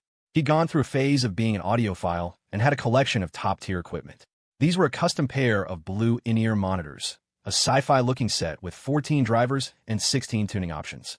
The standard color was about $1,700, but this pair, with its unique sapphire facet finish, had cost him over $2,300. He'd bought them as a collector's item. This was a perfect use for them. Lunch was a tasting menu. Each person served their own individual portion. It was a good setup for a business meal with strangers, but for a couple, it felt a bit sterile. Couples wanted to drink from the same cup, steal food from each other's plates. There were 12 courses, each one just a single bite. For the few that Stella didn't like, Leo happily finished them for her. He had a sip of the pre-meal wine. It was slightly acidic, and since he wasn't much of a drinker, that one sip was enough to make his limbs feel warm and his mind a little fuzzy. Some people needed half a bottle to feel a buzz. For him, one sip was enough. Stella's tolerance must have been high. She didn't show any change at all. The server who brought the food was a master of discretion, announcing the dish and then disappearing. He was probably jealous. Young and rich. How could you not be? The restaurant's usual clientele were older, successful types who came for business or to show off. They couldn't eat much anyway, with their diabetes and high blood pressure. But these two, a young, handsome couple on a date, were a rare sight. The meal wasn't about business. It was filled with a sweet air of romance. The two of them didn't talk much, but the atmosphere around them was thick with affection. The server would enter the room with a stern face and leave with a smile, which would then curdle into something a little wistful. The air conditioning was a blessing, preventing them from sweating through the meal, but it also seemed to suck the life out of the food. The plating was exquisite. One dish arrived on a plate with a crane sculpted from melon strands. The post-meal dessert was the highlight, a honeycomb-like biscuit served with ice cream, which you had to crack open with a tiny golden hammer. Is this thing solid gold? Leo wondered. Aren't they afraid a guest will pocket it? He was relieved when the server swiftly collected the hammer after he was done. His integrity had passed the test. The shattered honeycomb was slightly bitter, which balanced perfectly with the sweet ice cream and a strange, herbal-tasting jelly. He felt like he could eat 3 more servings. The other dishes, abalone with cheese, lobster, had been forgettable. If Stella hadn't been paying, he would have suspected they were fakes. He'd heard that dried abalone was incredibly expensive, nothing like the cheap stuff, but he couldn't really taste the difference. Even with his previously enhanced palate, nothing stood out. Honestly, it wasn't as good as Ms. Miller's home cooking, but the view was first class. Looking up from your plate felt like looking at a painting, and the service was impeccable, anticipating every need. It was like being a baby, cared for in every way except being spoon-fed. While they were having dessert, Professor Hoffman's driver arrived, delivered the package, and left. The handsome driver NPC had completed his fetch quest and earned an experience point from Leo the player. His likability score for the player increased by +1. Leo didn't open the gift right away. He explained to Stella, "My roommates and I made that TikTok that promoted Professor Hoffman's book. This is a thank you gift from him. You guys are amazing," Stella said with genuine admiration. She had secretly followed their account and seen how quickly their fan base was growing. But as an original fan, she felt a tiny, selfish pang of unhappiness. It was the classic dilemma. You want your favorite indie artist to get famous, but you're also afraid that when they do, they won't be your private little secret anymore. But then she remembered, he wasn't just on TikTok. He was right here, beside her. Stella paid the bill without fuss. They didn't leave immediately, instead taking a stroll through the courtyard below to digest. Couples are genetically programmed to want to stick together and to seek out secluded places. In this 100-year-old mansion, it was easy to find one. They were still shy teenagers, so they didn't do anything crazy. They just walked hand in hand. They found a swing set and sat for a while. As Stella sat on the swing, surrounded by lush trees with the imposing mansion in the background, Leo pulled out his phone and captured the moment. The midday sun was intense, filtering through the leaves in a cascade of shimmering light. The diamond clip in her hair sparkled, indistinguishable from sunlight. She was looking down slightly, a gentle smile on her lips as she rocked back and forth. It was a perfect, warm, picturesque scene. In that moment, Leo was incredibly grateful for his intermediate level 3 photography skill. So often in life, you see a beautiful scene, but the photo you take is just mediocre. But this time, his phone's camera perfectly captured the gentle beauty of the moment. He wanted to photograph her all the time, to document every moment. He even wished he could turn back time to the first day they met and start recording then. "What are you taking a picture of?" she asked, looking up. "The scenery," he replied. They walked a little more, then took a car back to campus. Per Stella's insistence on their version of going Dutch, he had paid for breakfast, and she had paid for everything at lunch. It was another luxury car. Back on campus, the air was cooler than in the city. They said their goodbyes at the fountain. As Leo walked back to his dorm, carrying the professor's gift, the mechanical voice sounded in his head. Host has diligently studied social etiquette and avoided making a fool of himself. Reward: beginner's social etiquette enhancement buff, 1 day. With this buff, you will appear more poised and confident, giving the impression of a person with an excellent upbringing. Host has mindfully savored a gourmet meal, not allowing the high price to deceive his palate, and has perceived the true essence of the food. Reward: beginner's enhanced palate buff, 1 day. With this buff, you will more directly experience the subtleties of fine cuisine and enjoy the pleasure it brings. A balanced life is a sustainable life. Both were useful buffs. He'd been a little flustered at the restaurant, especially when he didn't know what to do with the ridiculously large napkin. But after a few sips of wine, he'd relaxed, and the enhanced palate buff was a real treat, especially with dinner at Ms. Miller's house to look forward to. Back in his dorm, Leo opened the gifts, took a photo, and sent it to Professor Hoffman with a thank you note. The professor replied that the phone was for his roommate, and the headphones were for him. That worked out perfectly. He was surprised to see Sean taking a nap. The guy was usually up at all hours scrolling through comments. But just as Leo finished texting, Sean's alarm went off. He'd set it for a 30-minute power nap. Jordan was in the middle of an intense game. Alex was out. Leo handed the new phone to the bleary-eyed Sean. "Time to upgrade your equipment." Sean immediately woke up, waving his hands in refusal. No, my phone still works. It's just a pain to charge, but I've got the power bank. The camera is fine. Nothing's wrong with it. It's not for my prize money, Leo explained. It's from Professor Hoffman. The video of me reading his book went viral, and this is his way of saying thanks. But we can't take that from a professor, Sean hesitated. We didn't make it for him. It feels wrong. And a phone. Isn't that too expensive? Jordan, still focused on his game, looked up for a second. What's the big deal? If he's giving it to you, it means he thinks you deserve it. He's a professor. He's smarter than us. Don't overthink it. He's right, Leo added. The professor asked what I wanted. I couldn't ask for money, so I mentioned a phone. He gave us a phone and a pair of headphones. At the mention of headphones, Jordan paused his game. Let me see him. Leo handed him a box. Jordan examined it. Dude, these are more expensive than the phone. A standard pair is like $1,700. This one, with a fancy finish, is probably a collector's item. Could be over $2,000. Okay, fine. I'll take the phone, Sean said quickly. Thanks, Leo. If the professor had asked him directly, he never would have been able to ask for anything. But he was still thrilled. His own phone screen was cracked, and it made editing difficult. He gratefully started transferring his data. "Hey, Sean," Leo said, handing him his old prize phone. "Can you transfer my data too? I'll use my new one." While Sean worked, Leo unboxed the headphones and tried them out, listening to his own recording of his Northwood Idol song. Holy crap. It sounded incredible. Listening to it with this kind of clarity was an emotional gut punch. He suddenly wondered, was it possible Stella liked him because her own headphones were so good that they made his voice sound 10 times better than it actually was? The power of money was a terrifying thing. Leo managed to squeeze in a 10-minute power nap. With the time dilation buff, that felt like a solid 40. He'd read somewhere that 30 minutes was the sweet spot for a nap. Any longer and you wake up groggy, plus it can mess with your sleep at night. When Sean saw Leo get up after just a short while, he figured Leo must be on edge. Yeah, if I were dating someone that rich, I'd probably be a bundle of nerves too. But Leo was just ready to hit the books. He used to think he'd learned all he needed to. His brain felt full, saturated, no more room for knowledge. But ever since he'd started taking his studies seriously, he realized the ocean of things he didn't know was vast. He was even starting to think about studying for the CPA exams, one step at a time. It was probably a lack of confidence that made him feel like he needed more certifications, but at least he wasn't too terrified to even consider it anymore. There had to be progress. He headed to an empty classroom to study. Out of curiosity, he glanced at the usual tables. One of the grad school NPC crews was there, but the other table was empty. He hadn't realized NPCs needed to take breaks, too. He sat down, silenced his phone, and shoved it into his backpack. Activating the time dilation buff, he dove in. The first hour, his mind was a well-oiled machine. He felt invincible. Basic accounting? Child's play. I'm so smart, I could probably cook the books well enough to get a life sentence. The second hour, the gears started to grind. His brain felt foggy. He took a short break, staring out the window, and noticed a line of 7 chubby sparrows perched on a branch. They were paired up 2 by 2, with one awkward seventh wolf squeezed in the middle.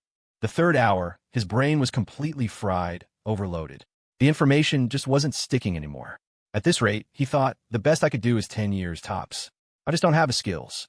The fourth hour, the thought of getting to see Moose later gave him a jolt of energy. He rallied, pushing through the material.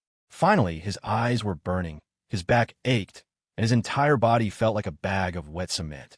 He collapsed onto the desk. Done. Utterly. Wrecked. Studying was so damn boring. He knew the knowledge was useful, but he felt useless trying to absorb it. It was like he and the information were 2 opposing poles of a magnet, constantly repelling each other. Meanwhile, at the solo grad school NPC table, the student was feeling the post-lunch slump. He dozed off for a bit, then found himself idly watching that ridiculously cocky guy across the room. The guy had this effortless confidence about him, the kind that screamed old money. He was supposedly studying accounting, but he was flipping through the textbook at lightning speed. Whoosh, whoosh, whoosh. And he was taking notes just as fast. Then he paused to stare at some birds outside. After an hour of this frantic, nonsensical page-turning, he just collapsed onto the desk like a deflated balloon. Is he nuts? The NPC wondered. Some kind of psycho? Does he think he's a genius or something? I don't get it. There aren't even any cameras around. So who is he performing for? He let out a sigh of relief when the guy finally packed up and left. Leo, on the other hand, felt pretty good. Accounting knowledge reserve plus 10%. He knew he couldn't push it any further. Trying to force more study time, even with the buff, would just cause a total system crash. Feeling bold, Leo sent a text to Professor Reed, asking if she'd be interested in playing tennis sometime. The system had mentioned it was a great activity for all ages, a perfect way to build rapport. He noticed Professor Reed was always out for a walk or a jog in the mornings. She was one of those people who seemed determined to live forever. He was getting paid as her temporary assistant, after all, and felt like he should probably do something. He'd seen his classmate Hannah Huang's post from her job at the registrar's office. She was always complaining about being a corporate drone. He figured he should at least earn his keep. Professor Reed replied almost immediately, cheerfully agreeing. They set a time, and Leo even invited his official photographer, Sean, to come along. Sean was thrilled, eager to test out his new phone's camera and hone his skills. At the tennis courts, the system chimed in. 3 p.m. to 4 p.m. Play tennis. Tennis is a versatile sport suitable for all ages. Show off your powerful arms, swift serves, and agile returns. This is an excellent opportunity to display your physique and charm your way from youth to old age. Professor Reed, in her 60s, looked sharp in a white t-shirt and plaid athletic shorts. She held her racket like she was about to swat a fly and flashed a brilliant, perfectly uniform smile that revealed a set of pristine dentures. Sean hadn't arrived yet, so Leo started warming up with her. She had a professional-grade racket, but swung it with the flicking motion of a badminton player. Amazingly, she could still hold a rally. Worried she might twist a wrist, Leo decided it was probably better to teach her the right form than to have to rush her to the ER. System, pull up the standard tennis tutorial, he murmured. As he showed Professor Reed the proper grips for forehands and backhands, he also corrected a few of his own bad habits. He demonstrated the full swing for each twice. Professor Reed was a shockingly fast learner. For someone the system had rated as a cool old lady, her mind was like a steel trap. After watching him just a few times, she replicated the movements perfectly. Not a single flaw. If she were a few decades younger, she'd be on a plane to the Olympics. Leo transitioned into coach mode, tossing her easy balls to practice her new form. Just then, Sean arrived, gave a silent wave, and started filming. On the court next to them, he spotted Chloe Preston playing a mixed doubles match with some guy. They were a good-looking pair and pretty skilled. Leo noticed that as soon as Sean pointed his phone at her, Professor Reed got a little tense. He never would have guessed she was camera shy. He was thankful for Sean. Being filmed by a stranger would have made him nervous too, but with his roommate, it felt completely natural. After about half an hour, Professor Reed was starting to breathe heavily. Leo figured that was enough. He didn't want to be responsible for her running out of breath entirely. Let's take a break, he suggested. She sat on a bench, took a few deep breaths, and sipped from a beat-up travel mug. Her eyes lit up when she saw Leo drinking from the same model of mug, the one she had given him. It was a small thing, but seeing someone actually use a gift you gave them was deeply satisfying. It meant they valued it. She watched Sean filming, even getting a close-up of Leo drinking water. When Sean finally lowered his phone, she waved him over. Young man Sean, right? Let me see what you've got. Sean, who filmed Leo with unshakable confidence, immediately tensed up at being addressed by the professor. He nervously handed her his phone. Professor Reed opened the video. She told him it was fine to film, that at her age, she didn't care how she looked on camera. But as she watched, a small frown formed on her face. The kid had made Leo look incredible, charming, athletic with a warm, friendly smile. But her? She looked fierce. Her movements were stiff, and every frame seemed to add 10 years. This wasn't the flattering TikTok effect she'd heard about. This looked like footage from a C-SPAN hearing. Was I really like that? She murmured, a little disappointed. Leo, let's play another round. She grabbed her racket, determined to get a better take. Sean, confused, took his phone back. He just thought she looked intimidating, which was his general impression of her. He still couldn't figure out how Leo had gotten so close to a professor who had made him retake calculus 3 times. Professor, hold on, Leo said quickly, seeing she was still catching her breath. I'm exhausted. Let me rest a bit longer. I'm not in as good shape as you are. That made her chuckle. You young people, none of you exercise enough. After another short break, Leo got up and collected the scattered tennis balls. By the time he was done, he figured she'd recovered. Sean, having gotten enough footage, packed up to go edit. Knowing how much she cared, Leo reminded him to send the finished video to the professor for approval.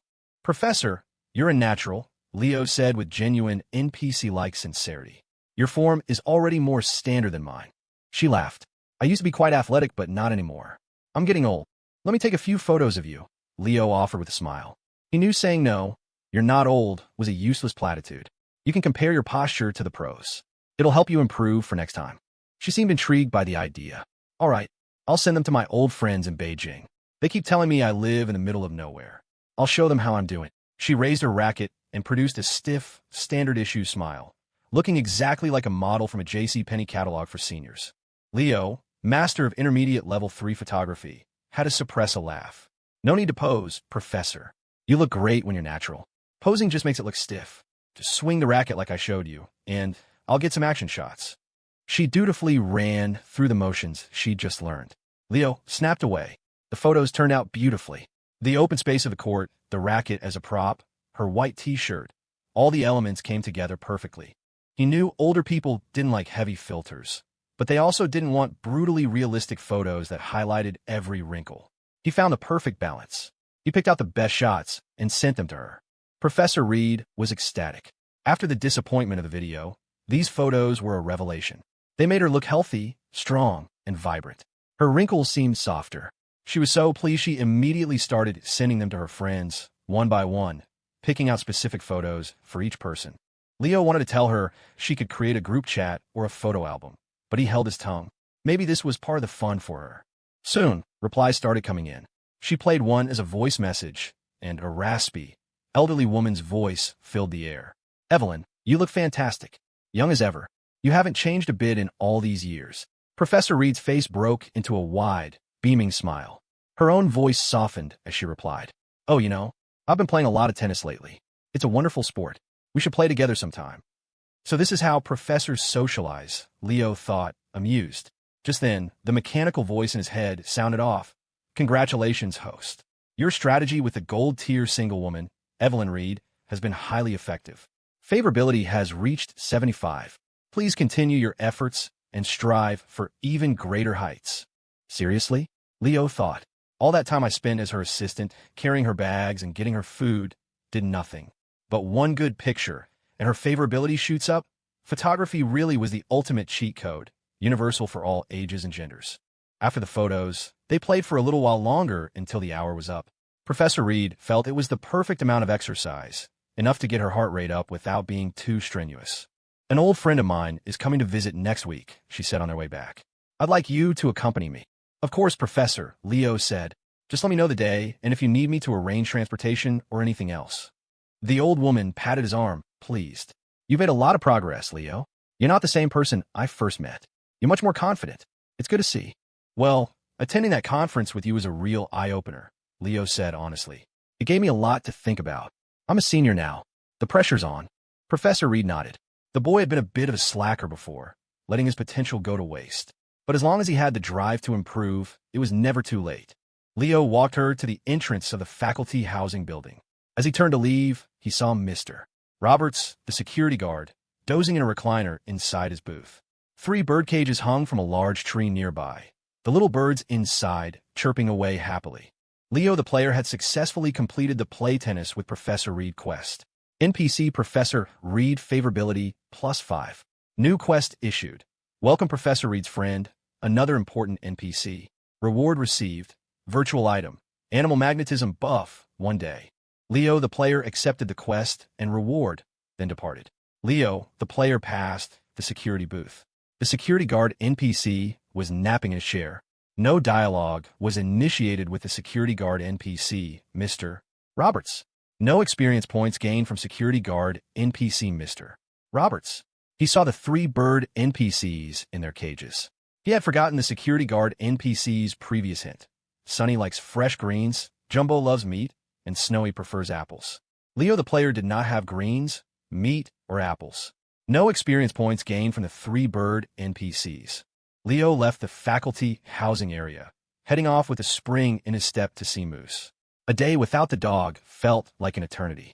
Professor Hoffman's house had both a cat and a dog. He saw the professor in his yard, tossing a ball for his dog, which looked a bit like Moose, though not quite as clever. Moose just had a special spark. Back in his dorm, Leo found a busted tennis ball Sean had picked up. He'd asked Sean for it, planning to give it to Moose. At first, walking Moose had just been a way to earn some extra cash. But now he realized that his time with the dog was the simplest, happiest part of his day. His mind was calm, his body relaxed. He didn't have to think about what to say. It felt less like he was walking Moose and more like Moose was walking him. It was a ritual he genuinely looked forward to. Paige Kennedy had skipped class. She was a year below Leo in the honors college, so their schedules were different. She wasn't a fan of lectures anyway. Her parents just wanted her to be happy. They didn't care about her grades. Leo had bailed on her yesterday. That jerk, she fumed. Her period was almost over, and she was already back to her energetic self. She had driven over to her place on the student strip near the main campus for lunch. The food options were better here. Despite still being on her period, a time when she'd heard you couldn't gain weight, she had gone on an epic junk food binge. Potato chips, mozzarella sticks, fried Oreos, loaded tater tots, a giant slushie, buffalo wings, and an entire box of crawfish. Her normally flat stomach was now a swollen mound. She usually had to be so careful, convinced she had a slow metabolism, but today she'd thrown caution to the wind. When Leo arrived to pick up Moose, he found Paige lying stiff as a board on the sofa, clutching her stomach. He assumed it was cramps. He'd heard girls went through this every month, bleeding in pain. It sounded awful. No wonder they could be moody. If he spontaneously bled for a few days every month, it wouldn't be that different from just losing control of his bladder and then having to wear a diaper. The thought was horrifying. His mind suddenly drifted to Stella. She always seemed so calm and collected. He wondered when her. He shook the thought away. Here was a girl groaning on the couch, wearing a tight top that accentuated her chest and baggy jeans cinched around a tiny waist. Everything was slim except for that puffed-out little belly. "Cramped again?" he asked. "Need some hot water? Where's Moose?" Paige weakly pointed to a corner of the room. "Not that kind of stomach ache. I ate too much. I'm stuffed." Leo looked over and saw Moose looking just as miserable. The dog didn't even get up to greet him, just lay there and let out a few soft whimpers. Leo knelt and rubbed Moose's head. "What's wrong, boy?" Paige looked guilty. "He's probably like me. Overate. I shared some of my snacks with him, and I think he's stuffed too."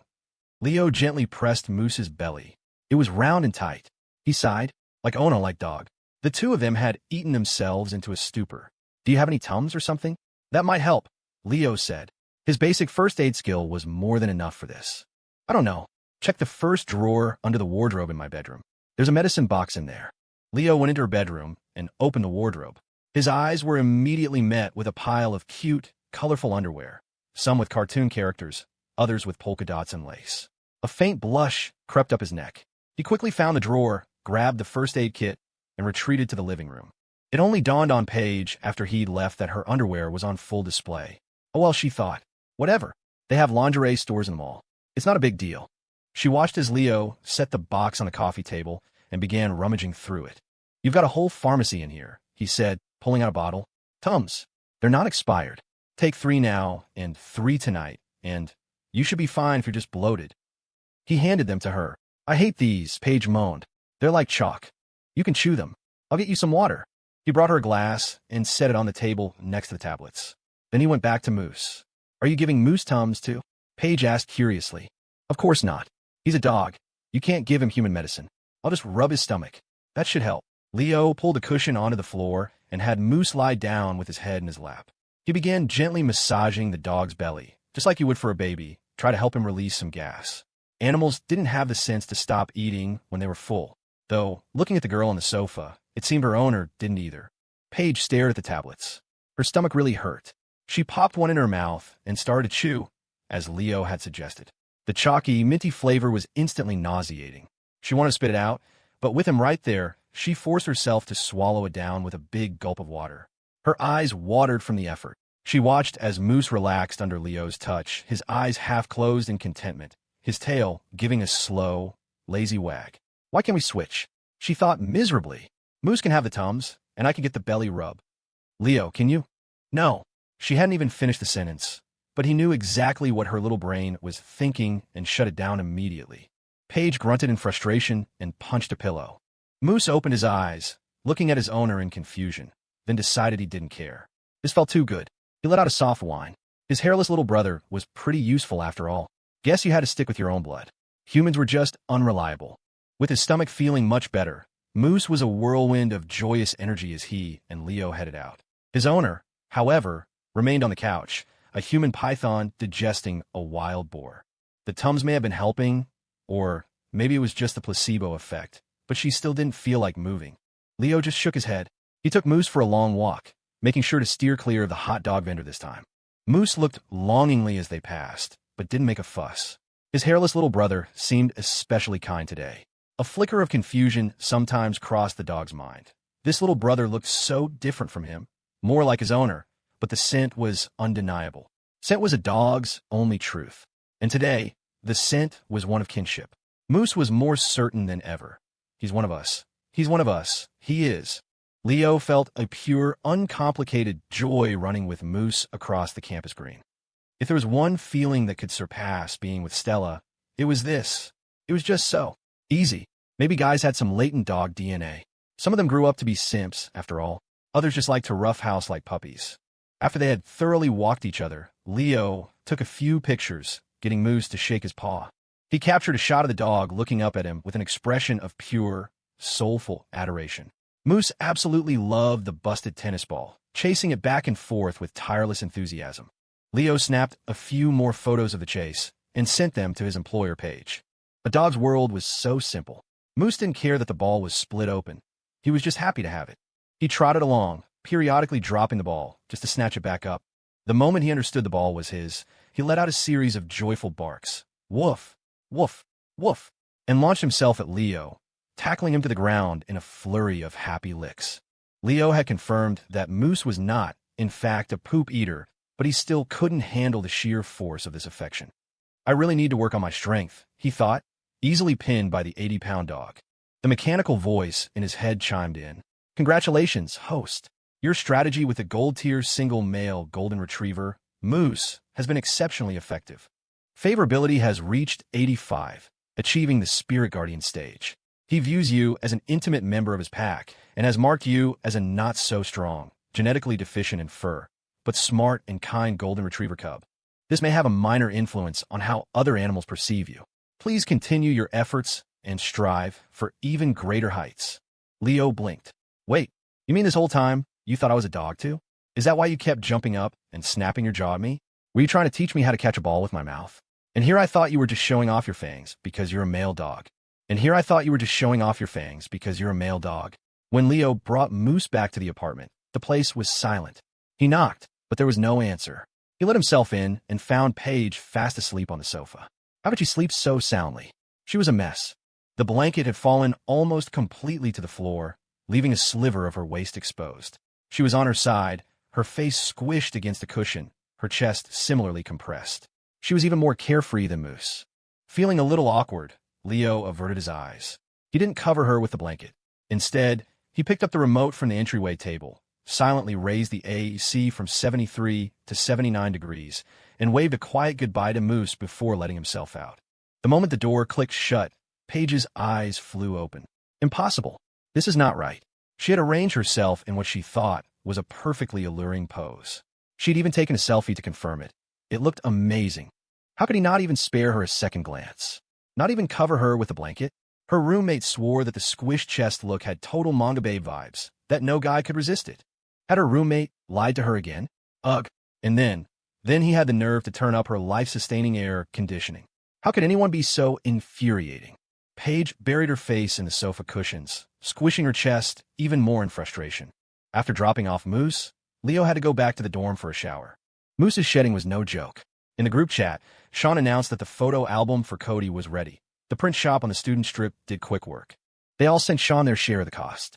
Then Alex mentioned that an ex-girlfriend who worked at a bakery had insisted on sending him a cake. They were still good friends, apparently. Jordan chimed in that he had a Power Ranger figure they could add to the gift pile.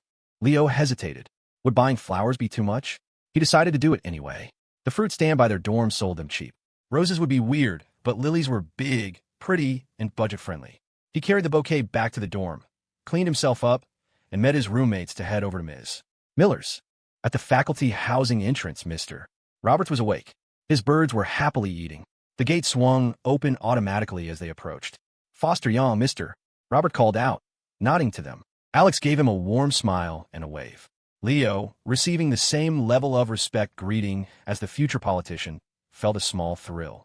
He never thought he'd be on a first-name basis shout out alongside Alex Young. A small step for today, a giant leap for his social standing. Alex himself was a little surprised. He'd worked hard to get on good terms with Mr. Roberts. As a member of student government, he often ran errands for professors, and having to explain himself at the gate every time was a hassle. He'd been honing these subtle social skills since freshman year, and they often smoothed his way. The rules said no outside cars on campus, but if you were friendly with the guards, they'd often look the other way. He hadn't realized Leo had managed the same thing. How had he done it? Leo just seemed to have a more natural charm. Alex, with his square jaw and serious demeanor, radiated authority, not friendliness. His networking was just a little too obvious. Alex Young, political scion, had been so mature for so long that he was sometimes mistaken for a young professor on campus. It was ridiculous. When Leo confidently led them up to the apartment, without even needing to call for directions, Jordan was impressed.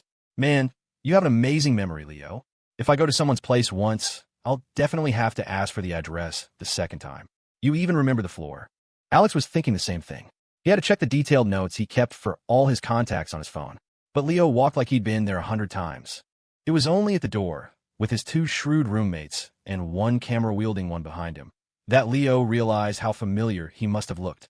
A pang of guilt hit him. His intelligence stat was still too low. He wasn't cut out for sneaking around. He'd get caught instantly. He knocked. Laura Miller opened the door. She was wearing the same blouse and slacks she'd worn to class, but with an apron over them and slippers on her feet. Come in, she said warmly, spotting the gifts. I told you not to bring anything. You're all too kind, really. Usually, Alex would be the one to step forward first. But today, for some reason, Leo was in the lead. He slipped into a familiar pair of guest slippers and handed her the lilies. Her eyes barely met his as she took them and placed them on a nearby table. The movement was so fluid, so natural. Maybe it was just the steam from the kitchen that made her face a little flushed. The kitchen was hot, catching the afternoon sun. To keep the cooking smells from filling the apartment, the door was closed, which also blocked the air conditioning.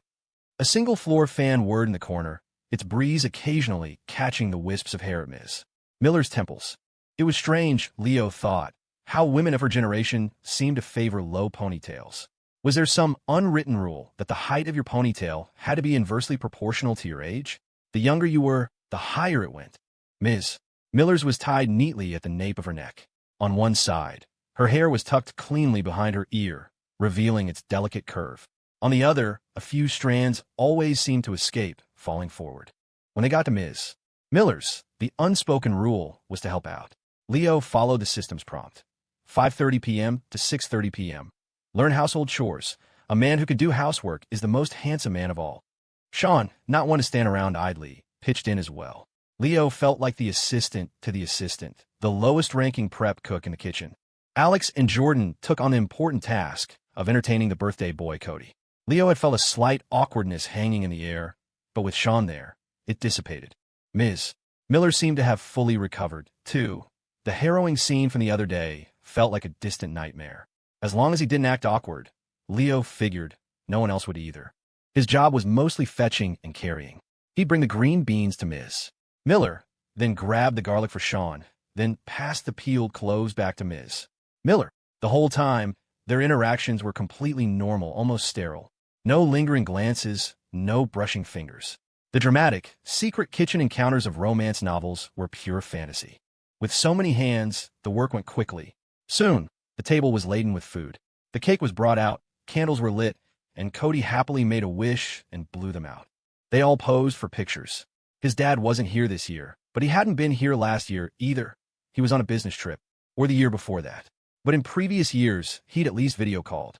This year, he seemed to have forgotten. He'd texted, asking about some guy named Leo, but he hadn't mentioned the birthday. Cody had thought his dad's visit yesterday was a surprise, but it wasn't. He decided he was going to hold a grudge. For at least a month. No, 3 months. Today was day one. After the photos, they cut the cake and started dinner. The 4 college guys had hearty appetites, and Cody was no slouch either. Jordan, despite constantly talking about his diet, never skimped on a meal and always had snacks in between. He was the main force in demolishing the cake, which Alex's ex-girlfriend had apparently made with high-quality cream. It was delicious. Alex, who normally ate with restraint, couldn't help himself. Ms. Miller's cooking was fantastic. As the saying went, food comes before beauty, and he dug in with gusto.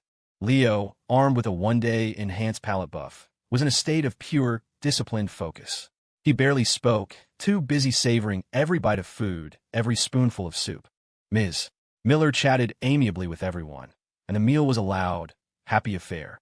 Alex was the life of the party, telling a story about his hometown. One time, we were out eating at this place in the middle of nowhere. It got dark, and we couldn't get a cab. No cell signal either. So my buddy makes a call, and a few minutes later, a cop car pulls up to give us a ride. For real, Alex? Cody asked, his eyes wide. Did the policeman get mad? That's what I thought too, Alex said. But it turns out the driver was my friend's cousin. He dropped us all off at home. We thought he was the coolest guy ever. A while later, his dad got taken away in a cop car, and we never got a ride in one again. Ms.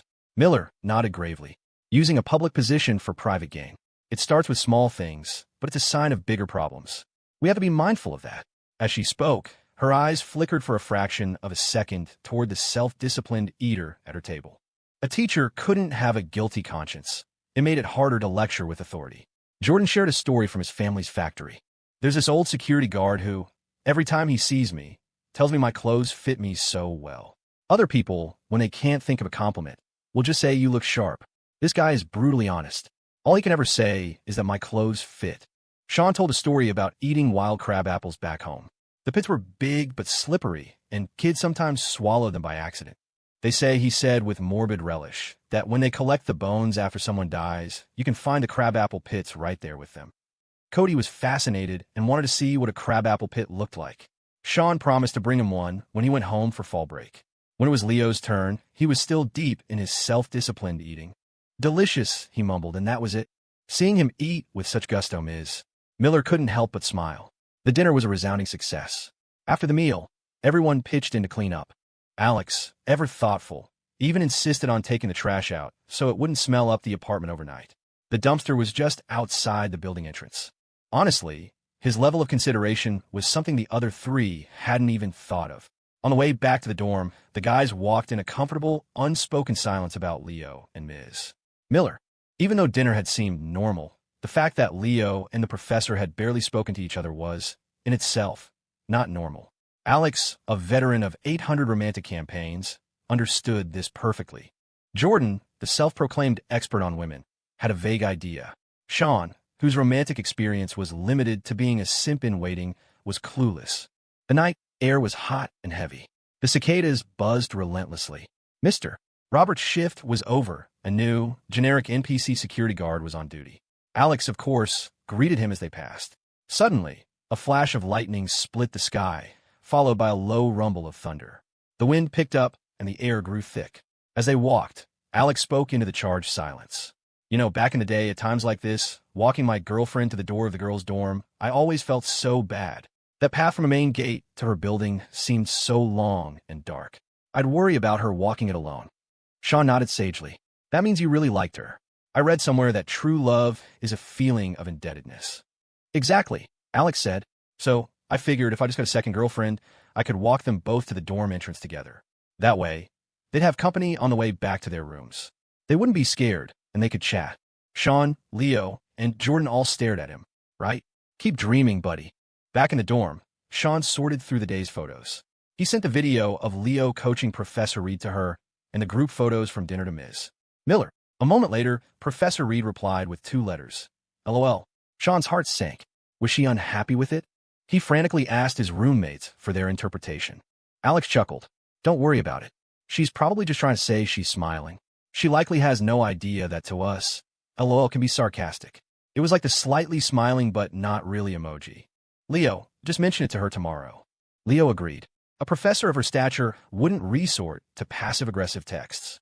The internet slang these days was a minefield. Even he didn't get half of it. He'd heard his little cousins talking about Riz and had no idea what it meant. A little later, a reply came from Ms. Miller. "Thank you, Sean. These are wonderful pictures. I really appreciate it." Laura Miller saved every single photo. She was currently flipping through the album they had brought for Cody. It was filled with pictures of her son playing with a big golden retriever, with a few shots of Leo and the dog mixed in.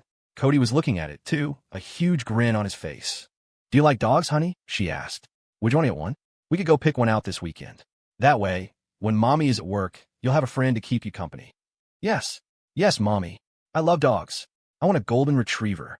Cody was ecstatic. He wanted a dog for ages, but his mom had always said they were too messy. The new Mommy was much easier to talk to. This was the best birthday present ever. After a while, Laura sent Cody off to read. Just because he was home didn't mean he could fall behind on his schoolwork. She took a shower and then sat with him while he studied. Outside, lightning flashed and thunder rumbled, but the rain still hadn't come. The air was thick and heavy. This apartment was a 2-bedroom, but she hadn't planned on staying here long-term, so the second bedroom was mostly unfurnished, just a small bed, a bookshelf, and a desk. She decided to work in there, so she wouldn't disturb Cody. She had changed into a simple cotton nightgown. At home, she hated wearing her work clothes. They felt like a uniform for a life she was tired of. Her ex-husband used to criticize her for not knowing how to dress, even after they had money. He was right. In the early years of their marriage, she'd been so focused on saving for a house that she'd forgotten how to spend money on herself. This nightgown was years old, washed so many times it was faded and soft. She could never bring herself to throw it away. She worked for a while, until the sound of rain tapping against the window broke her concentration. Finally, it had come. She opened the window, letting in the smell of rain on dry earth. She went to check the other windows in the apartment, ending in Cody's room. He was fast asleep, his Power Ranger figure standing guard on his nightstand. She went to pull up his blanket and noticed his hand was curled around an old wooden puzzle box. She picked it up to move it and saw a single, crookedly carved letter on the bottom. Oh. Cody stirred, murmuring, "Mom, what's this, sweetheart?" she whispered. "It's a present from Leo," he mumbled, half asleep. "He said if I can open it, I get to make a wish with him." He rolled over and was instantly asleep again. Laura placed the puzzle box on his nightstand, turned off his lamp, and went back to the small bedroom. She tried to focus on her work, but her mind kept wandering. She opened her phone's photo gallery and looked at the group picture from tonight again. She had been sitting on Cody's left and Leo on his right. He had been so focused on eating the entire meal, his table manners impeccable. When everyone else laughed, he looked up and smiled, and his smile was dazzling. He hadn't looked at her once, not a single time. But in the group photo, they were standing behind Cody, and the crowd had pushed them together. Their arms had been pressed against each other. The contact had only lasted a second, but the photo had frozen it in time. Looking at it, Laura felt a tingling sensation in her arm, a strange weakness in her legs. The early autumn rainstorm made the air feel hot and restless. She remembered a quote she'd seen once. "Every new photo of you is the oldest you will ever be again." She was staring at the picture when a text message buzzed. It was her best friend, Helen. "So, how was it? Did Cody like his presents?" Helen worked at a bank and came from a wealthy family. They had been inseparable since college. "He loved them. Thanks so much. Hey, can I ask you something?" Laura hesitated, then typed. "When you suddenly find someone incredibly cute and charming, what does it mean?" The second she hit send, she wanted to take it back, but then she reasoned, I didn't say it was a student. There's nothing to feel guilty about." Helen replied instantly. "It means you're the one with the crush. If he were into you, he'd be acting like an adorable idiot. If you think he's cute and charming, you're the one who's falling." Is this about you?" "No, asking for a friend," Laura typed back immediately. Helen sent a smirking emoji. "My advice to your friend is to get back out there. You're divorced. Life is short. You should be sleeping with lots of people, hot older guys, cute younger guys, whoever. If you're not sleeping, how are you supposed to dream?" Laura just stared at the screen. That night, she had a lot of dreams. The next morning, as Leo was sipping his honey water, the system's voice echoed in his mind. "Congratulations, host. Your strategy with the silver-tier single woman, Laura Miller, has been highly effective. Virtual favorability has reached 80. You are the accident in her life, the ripple in her calm waters, a hormonal catalyst, a window to intellectual liberation. You appeared at just the right moment. If you beckon, she may just come to you. Please be advised, host, virtual favorability is not stable. If she has a moment of clarity, she may feel regret, and the favorability could collapse. Please manage this dynamic carefully and provide proper guidance. Continue your efforts and strive for even greater heights." Leo nearly choked on his water. "Wait, what? What did I do? I did absolutely nothing. I barely even spoke to her yesterday to avoid any awkwardness. The gift for Cody was a discreet little toy. I didn't even look at her. How did her favorability just shoot up to 80? Miles away, in the faculty housing, Laura Miller stepped into a hot shower. The steam filled the bathroom, flushing her skin. The warm water traced paths down her smooth shoulders, over the curves of her body, down her long legs, and onto the tiled floor. The familiar stats panel materialized in front of him. Virtual favorability also provided attribute points, though they were just as unstable and could disappear. Stamina, 7, +1/10, average. Permanent strength enhancement buff active. Continue balanced exercise to maintain your slight advantage. Intelligence, 7, ±1/10, average. Continue your efforts, host. A pretty face is common, but a captivating soul will make them unable to resist you. Vibe, 7, ±2/10, high. Your emotional state has been quite volatile recently. Integrity, 8, -2/10, high moral standing. Pro, easily gains favorability. Con, easily taken advantage of, prone to self-recrimination. Appearance, 7, ±1/10, average. Continue your efforts, host. A handsome face is the foundation for catching a wealthy woman's eye. The ad for Coke 10 was gone. Guess the sponsor hadn't renewed. He could add a point to his stat, even if it was temporary. He thought it over. If he added it to intelligence, he might finally be on par with Alex Young, at least in raw brain power. He still lacked the life experience, but that would come with time.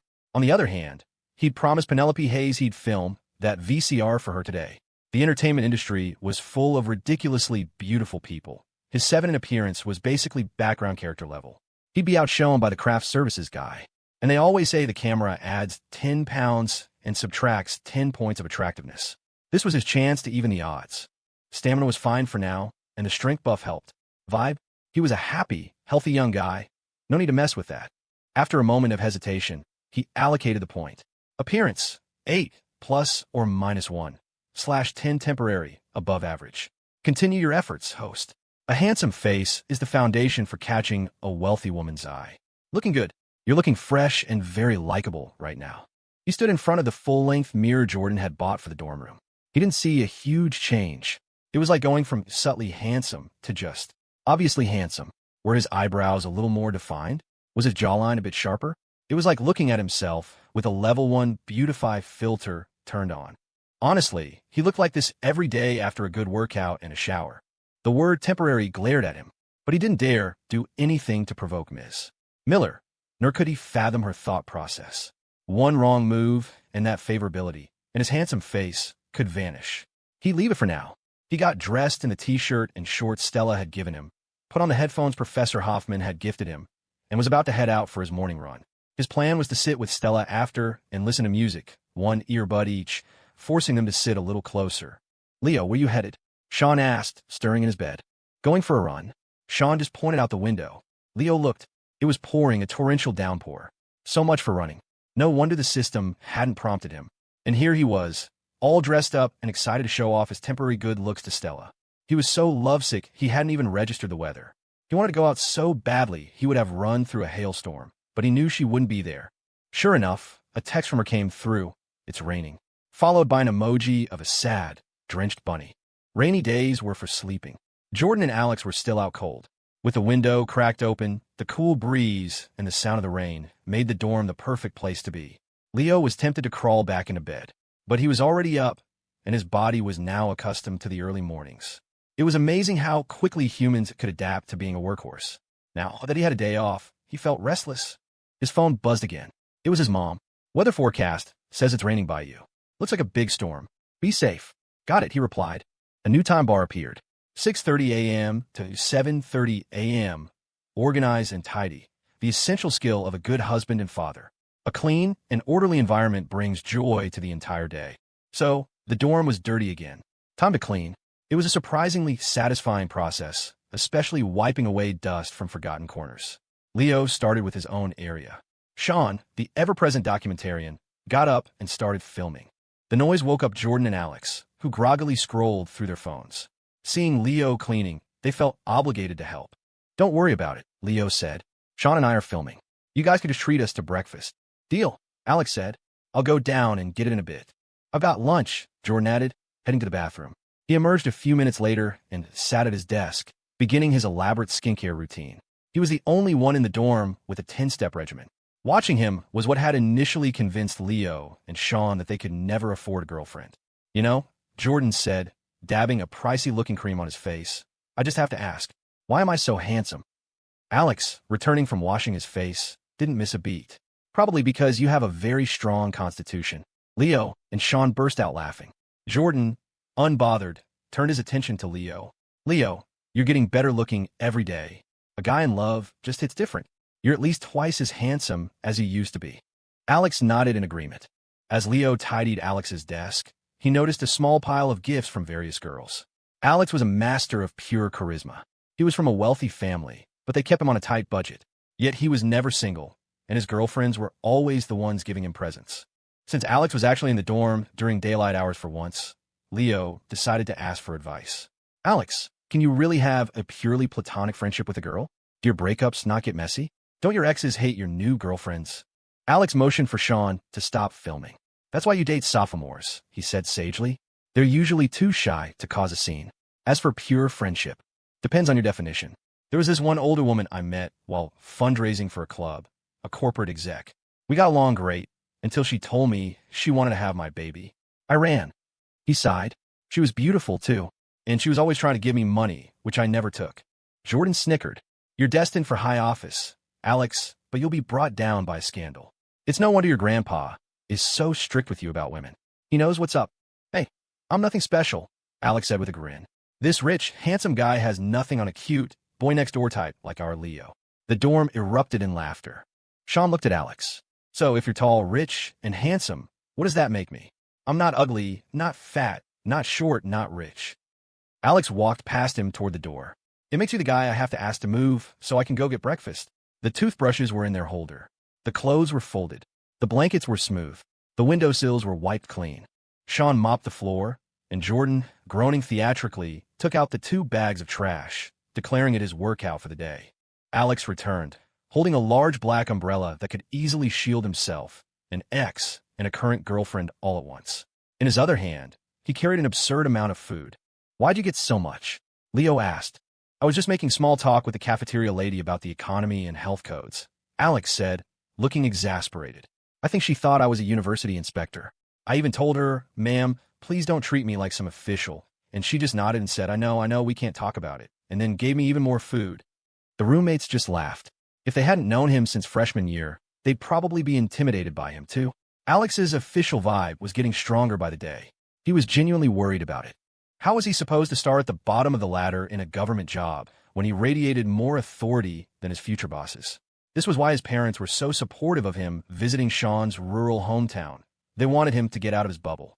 They ate a ridiculously lavish breakfast in their newly pristine dorm.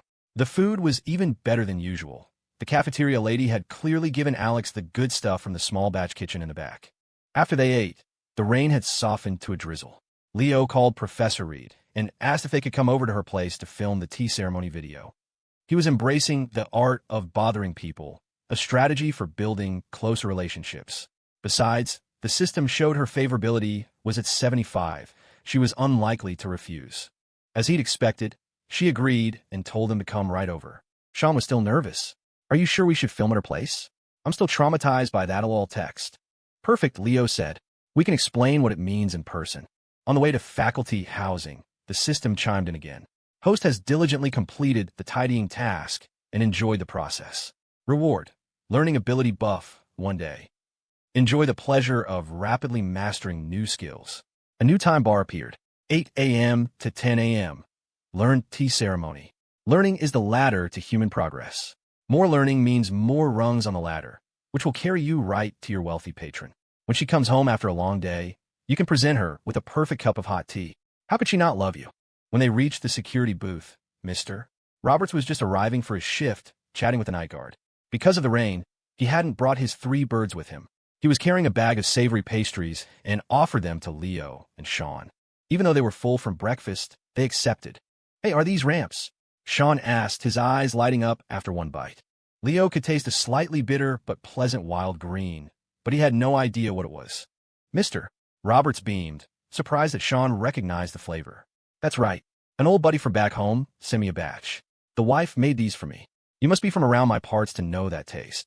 My family's from Grassfield Hollow, Sean said, a little shyly. It was a tiny place you had to zoom in on a map to find. No kidding. I'm from Carpet Creek, just over the ridge. Mr. Roberts replied, then switched to a thick, rural dialect that sounded like a secret code. Sean's face lit up, and he responded in kind. Leo stood by, the designated NPC in this unexpected reunion. He watched them chat for a few more minutes before they left, now armed with 2 more precious ram pastries. I can't believe we have a hometown connection right here at the university, Sean said excitedly as they walked. A lot of people from our area end up as security guards, but usually at factories or apartment buildings. Getting a job at a university is a big deal. It must be tough for him, working at his age. Leo patted his shoulder. You think Mr. Roberts is just a regular security guard? He's a security guard of noble birth. What does that mean? His son is our Dean Roberts. Sean's jaw dropped. Holy shit. He was still in a state of shock when they arrived at Professor Reed's apartment. He'd heard rumors of someone from his region becoming a big-shot university administrator, but he never thought he'd be connected to them. Their family was from the bottom of the local totem pole. A connection like that was out of reach. And yet, here he was. Leo had to pause for a second to remember Professor Reed's apartment number. He made a mental note to start adding details to his contacts, just like Alex. It also made him realize just how unervingly familiar he had been at Ms. Miller's place. When Professor Reed opened the door, Leo and Sean froze. She wasn't dressed for a casual morning. She looked like she had raided a museum exhibit. She wore an elaborate, antique-looking gown covered in intricate embroidery, complete with a decorative band across her forehead. For a second, Leo thought he had stumbled into a historical costume drama and was being greeted by the Dowager Empress herself. He almost took a step back, worried he was about to ruin his future prospects by tracking mud on her imperial rug. "Well, come in," the Dowager Empress said kindly. "Don't just stand there gawking." Leo had no idea why Professor Reed was dressed like she was about to hold court, but it made him nervous. They left their damp shoes at the door and slipped into guest slippers. At least there were no plastic shoe covers and no grand piano in the living room.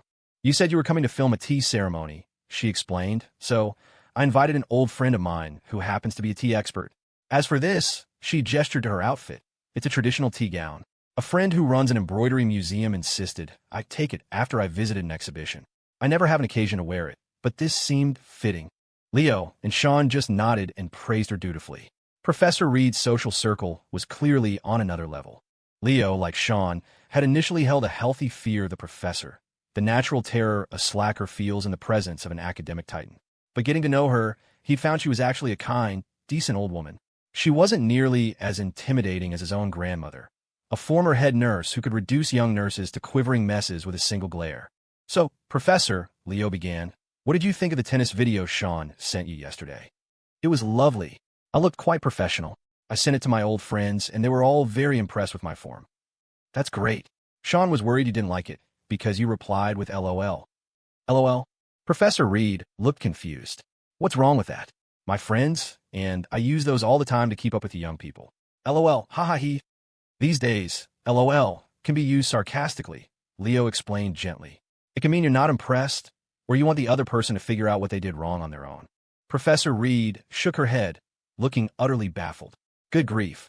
I can wrap my head around advanced calculus, but I'll never understand modern linguistics."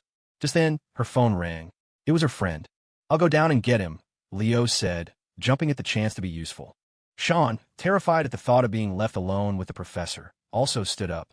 "Professor, I need to get some B-roll footage for the video." "I'll go with him," he said, not even daring to look at her as he hurried out the door with Leo. Photography was his shield. It allowed him to observe and express himself without having to speak. Downstairs, Leo checked the information Professor Reed had forwarded. Her friend was a Dr. Arthur Sterling. His bio was impressive. A PhD in agriculture, a master tea artisan, founder of the country's first university-level tea studies program, and host of a prestigious annual tea competition. The bio also mentioned he'd been married 4 times and that his current wife was in her early 30s. There was a photo of him as a young man, looking impossibly cool in flared pants and a crisp shirt, hands in his pockets. As they waited, Sean filmed, capturing artsy shots of Leo's reflection in the puddles. They took shelter in the security booth with Mr. Roberts, who was happy to have the company. The booth, Leo realized, was a crucial NPC supply station. It paid to be friendly with the guards. Sean, who had been so comfortable chatting with Mr.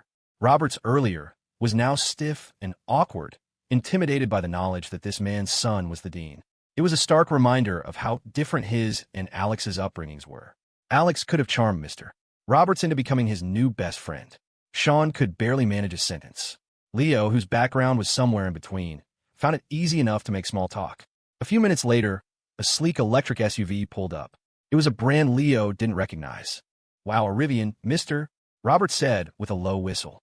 Sean, who associated American EVs with Teslas, was surprised. "That's a Rivian? It's beautiful. Must be a good value." Mr. Roberts chuckled. "That's a Rivian R1S, son. Costs over $100 grand. That's for people with money to burn.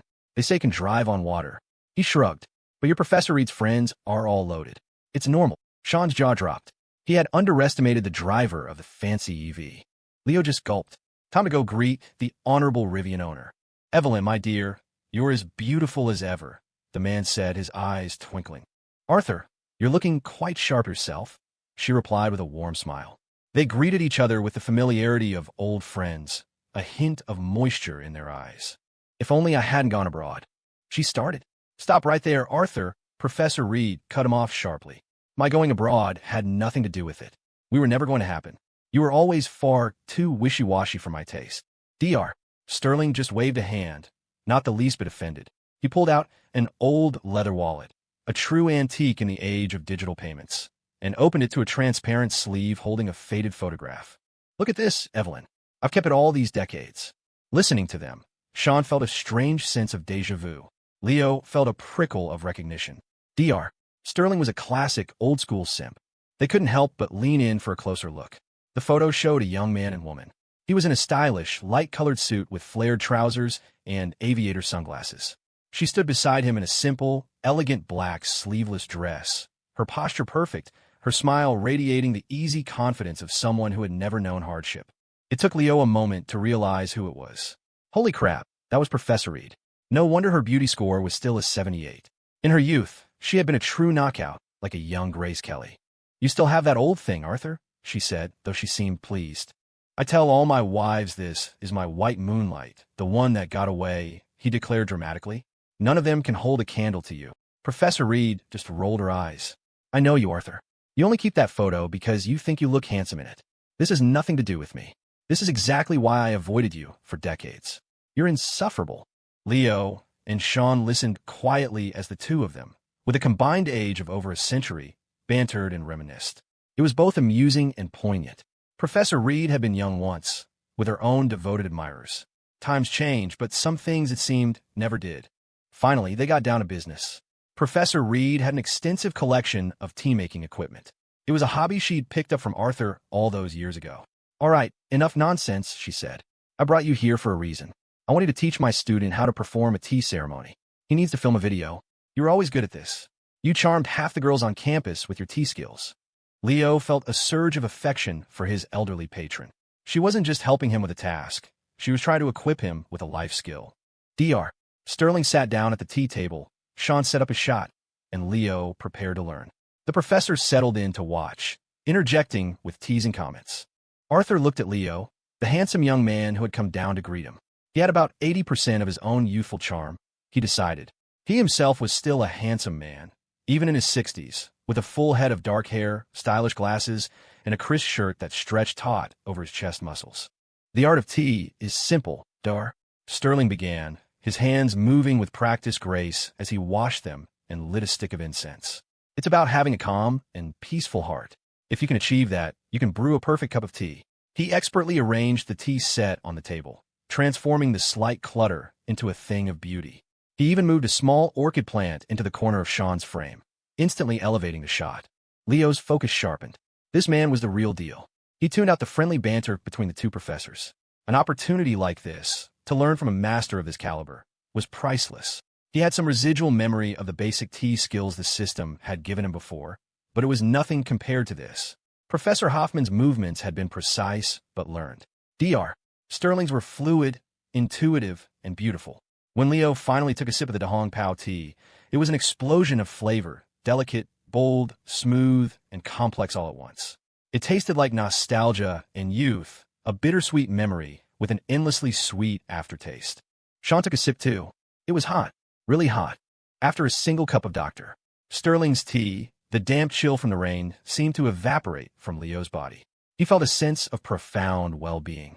The subtle fragrance of the agarwood incense only enhanced the experience. For a younger version of himself, this would have been excruciatingly boring. No wings, no beer, just bitter tea and bitter incense. But as a senior facing the uncertainties of the future, he was learning to appreciate the finer, more challenging flavors of life. He was learning to find the scent of money in the fragrance of a $50 stick of incense that would burn out in less than half an hour. With his enhanced palate buff, every sip, every scent was a symphony. He watched Dr. Sterling's every move, his mind a quiet, receptive vessel. Then it was his turn. Sean kept filming. Leo asked questions, unafraid to show his ignorance. His first attempt, using a cheap, daily drinker tea Professor Reed provided for practice, was a disaster. It was sour, bitter, and astringent. Dr. Sterling drank it and seemed to instantly age a few years. Professor Reed maintained her pleasant, grandmotherly smile. Sean took a sip. It was hot, and bitterly so. He tried again. This time, following Dr. Sterling's advice on water temperature and timing, it was much better. After 3 practice rounds and a short break for snacks, he was ready for the official recording. As they were setting up, Leo made some small talk with Dr. Sterling. "I had tea with Professor Hoffman and his wife, Penelope Hayes, not too long ago. He served a rare, single estate tea that he said was served at a White House state dinner. It was incredible. And Professor Hoffman, who is a master tea artisan himself, brewed a Dahong Pao that was wonderfully bold. Your Dahong Pao, Dr. Sterling, has a much richer, more emotional flavor." Dr. Sterling was impressed. The young man clearly had some knowledge and experience. Combined with the Rolex on his wrist and the luxury brand t-shirt he wore, it painted a picture of a sophisticated, well-bred young man. Just then, Professor Reed returned with a magnificent, heavily embroidered robe. It was more like a cloak covered in stunning images of cranes, mountains, and birds. It looked priceless. "Put this on," she said. When Leo draped the robe over his shoulders and sat back down at the tea table, the transformation was complete. "There," Professor Reed said, looking at the image on Sean's phone. "That's the look. That's how Arthur looked back in his prime." Dr. Sterling, who had just been complimented, just smiled. The robe added a sense of ceremony to the occasion. Leo centered himself, took a deep breath, and thought of Stella. An expression of gentle, unspoken affection softened his features. The character he was supposed to be playing, after all, was a team master secretly in love with the female lead. Sean, who had filmed Leo countless times, noticed the subtle shift in his demeanor. He felt a small shiver of awe. In that moment, Leo seemed powerful. The orchid stood silent. The incense smoke curled lazily. The water bubbled. Leo's movements were a dance, smooth, controlled, and graceful. The aroma of the tea filled the air as he poured it into the small white porcelain cups. He took a sip. It was sweet, fragrant, with just a hint of tartness like a sun-warmed berry. Dr. Sterling drank his tea, his mind drifting back to an era of bell-bottoms and boomboxes. Sean drank his. It was hot, and his heart felt even hotter. He thought of Megan, the girl with the pigtails he'd met on the first day of university. Professor Reed drank her tea, her expression softening. The camera captured her in that moment, no longer an intimidating professor, but a gentle, peaceful old woman. "Delicious," she said, setting her cup down. And she meant it.